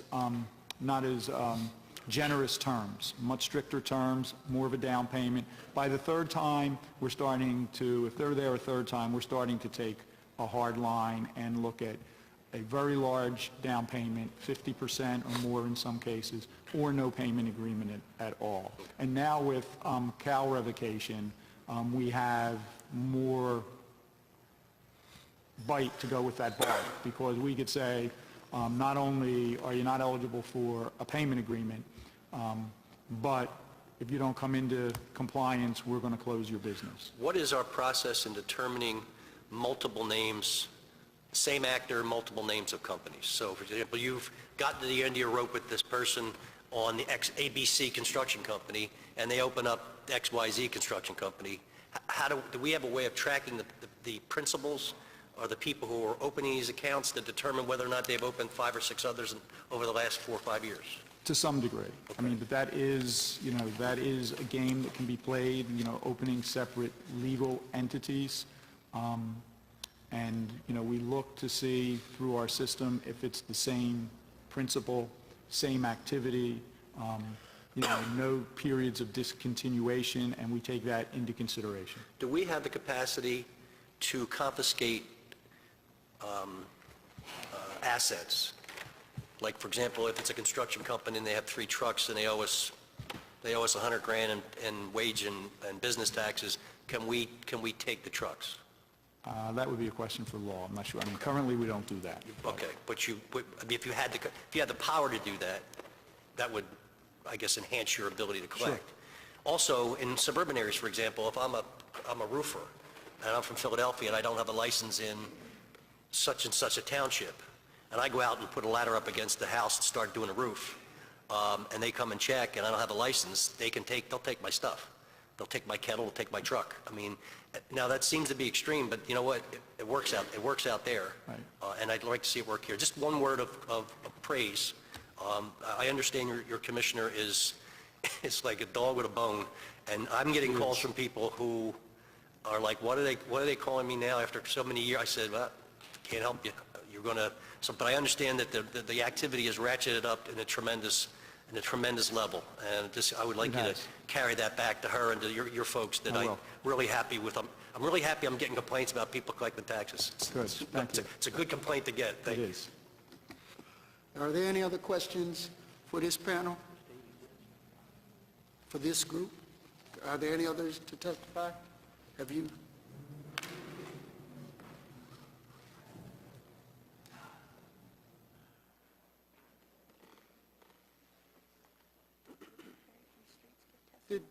Mr. Perri, did you? No.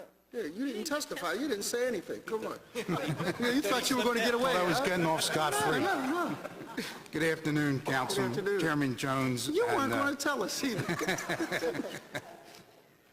And members of the Special Investigating Committee. My name is David Perri, and I am the acting Streets Commissioner.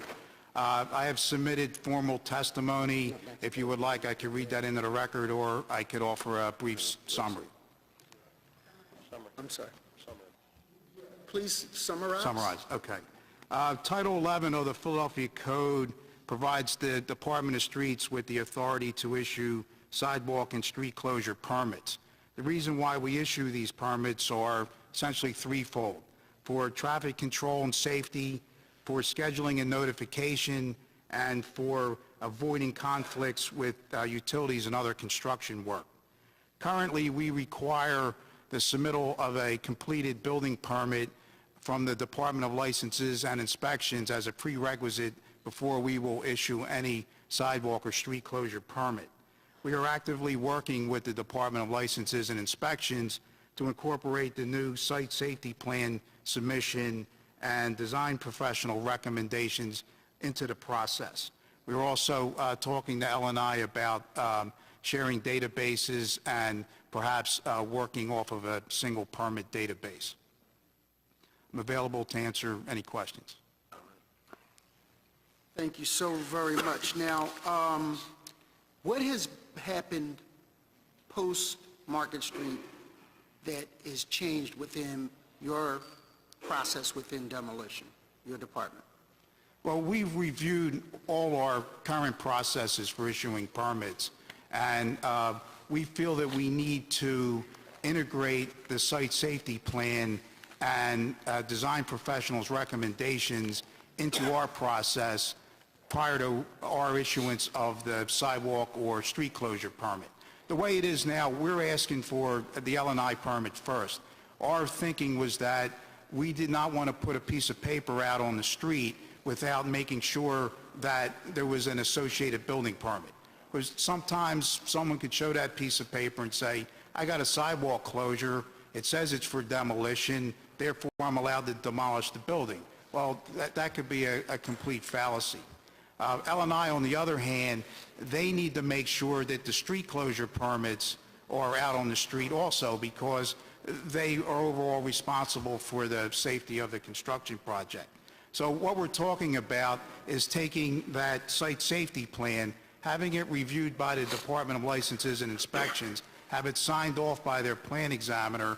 That would then come to the Streets Department. We would issue our street closure permit.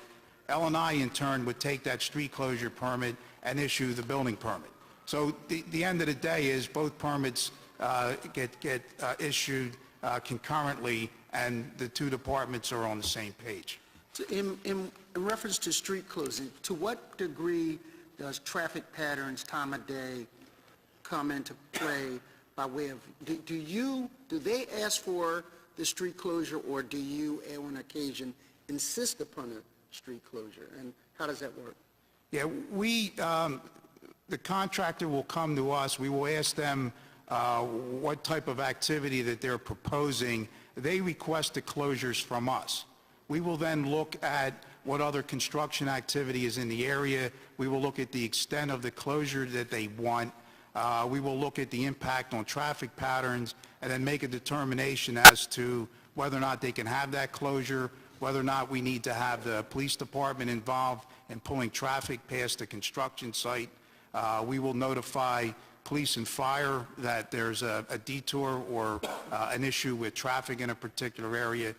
That's our emphasis. So the case of Broad Street and the Armory, for example, in this case study, how would you approach that project? Well, I don't know the details of that. It's on Broad Street. I would assume that they would need a sidewalk and a parking lane closure to do that project. So not only the sidewalk, but where the cars would park adjacent to the sidewalk. Right, and listening to the testimony, it seems like the preferred method would be to bring in at some point cranes, and they're going to need to park in the parking lane, reach over the sidewalk. So without knowing the details, I would think that what would be appropriate for that particular operation would be a parking lane and sidewalk closure. And again, could you define how you work with L&I? Do you work with any other departments, water? Yeah, I mean, we're in constant communication with all the departments. L&I has been very good at giving us referrals on projects in which there's a building permit out there, but the contractor didn't come back for the sidewalk or street closure permit. There's a good relationship there. We're constantly meeting with the water department on common issues.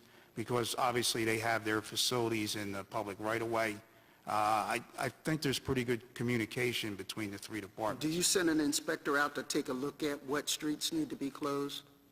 Our inspectors will periodically go out and look at the closures, make sure that the contractor's not parking vehicles within the closure, make sure there's still an active construction site.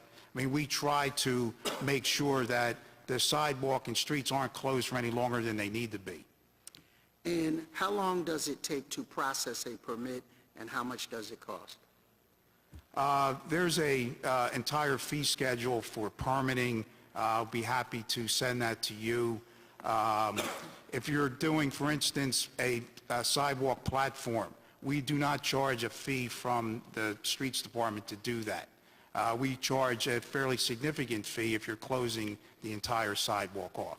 The fees are based on the length of the block that you're closing and the time frame that you're closing it. At what point do you require scaffolding sheds on the sidewalks? Do you require it? Yeah, what we do is we offer the contractor several different options. Either they put a sidewalk shelter platform up, they do a partial closure, or if they want a complete closure, they need to justify why they need a complete closure. How long, did you answer the part about the length of time to process a permit? In general, for something simple, we require 2 weeks' notice to process the request.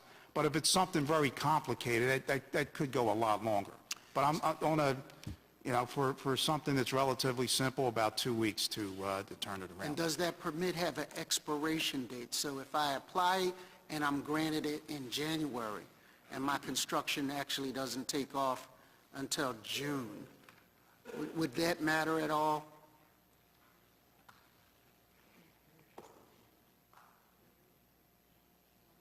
I guess, what's the shelf life of a permit? Our permits are valid for 1 year, but they could be renewed upon a showing of need for additional time. Okay. Is there a difference between imminently dangerous buildings? If there's a need to shut a sidewalk down, we're going to authorize the sidewalk to be shut down. I mean, at some point, you don't wait for paperwork, because public safety comes first. So if there's a need to shut it down, you shut it down. Now, see, that's music to my ears. Public safety comes first. Councilman Kenny? Thank you, Mr. Chairman. First, I want to compliment the Streets Department on their last few years of requirements of sidewalk sheds. And I mean, it is a much more walkable city today than it was a number of years ago. Your diligence with keeping people from parking in the running lanes and parking lanes for their own convenience has been really very well done. I appreciate and compliment the department on that. And it would seem to me like this recurring theme of reliable, reputable contractors will follow all of your rules. Everyone that we've had here today has a certain contact with a reputable GC. They'll file the permits for street closures or for sheds, they'll pay their taxes, they'll do all this other stuff. When it comes to some of the sidewalk closures that are frustrating, are I call them the crime scene tape sidewalk closure. You know, that the guy just decides he's going to close the sidewalk by wrapping poles and making people walk dangerously into the street. What is do you have folks, is that a complaint-driven problem, or do you have folks out there that look for that stuff, or? It's primarily complaint-driven that we would react to those closures. We do not currently patrol looking for illegal sidewalk closures. And I had suggested before, but it got pushback, that, for example, the dreaded parking authority that no one seems to like, but seems to be a very efficient ticket issuer and collector of fines, they're on the street every day. I mean, those folks are out there walking the streets looking for illegally parked cars. Would you have an issue, would the department have an issue with the complaint being driven by a PEO, for example, in Old City, when they decide they're going to put a dumpster out there and wrap the tape and shut the sidewalk, of them sending that information to you? No, we would have no objection. Because I will guarantee you that the guy who wraps the tape around the poles and closes the sidewalk is the same guy that Mr. Breslin needs to get a hold of. because they're probably not paying their taxes, and it's probably the same contractor that L&I needs to look at because they probably haven't pulled a permit. So it just all, your actions in the street identify you. When the company has its sign up and its sidewalk shed and its workers with hard hats and reflective gear, and you know that this is a company that knows what they're doing.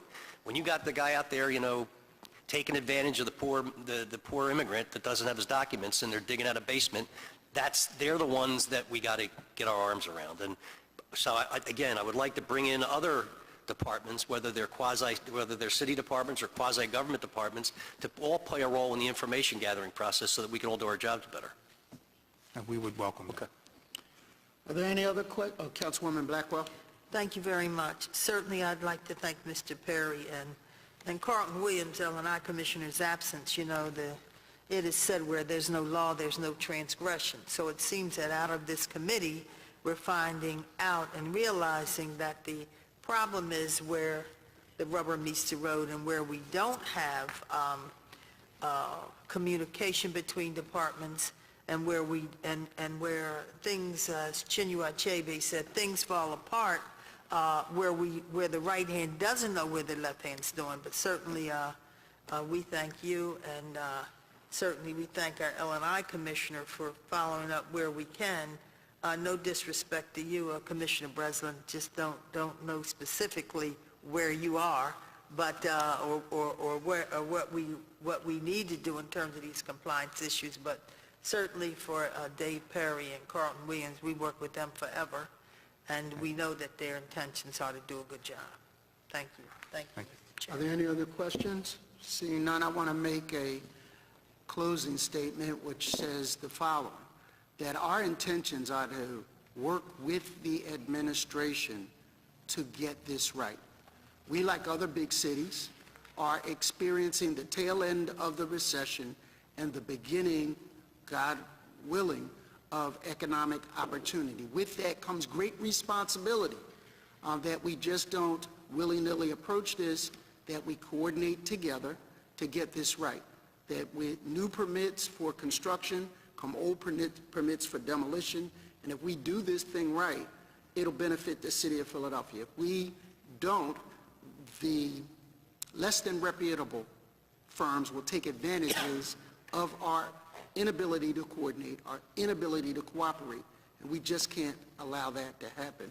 As good public servants as you are, we have to work together with you to create good public policy and legislation that protects our citizens. And economic development is a wonderful driver, but for us, public safety is the primary concern. And we want to work with every department to make sure that the recommendations that come from this are helpful to you, but ultimately to protect the citizens of Philadelphia. And that's our only concern. So with that, are there any other closing comments? Then this committee will stand at recess until August 1st, 2013, 10 a.m. Thank you all for coming.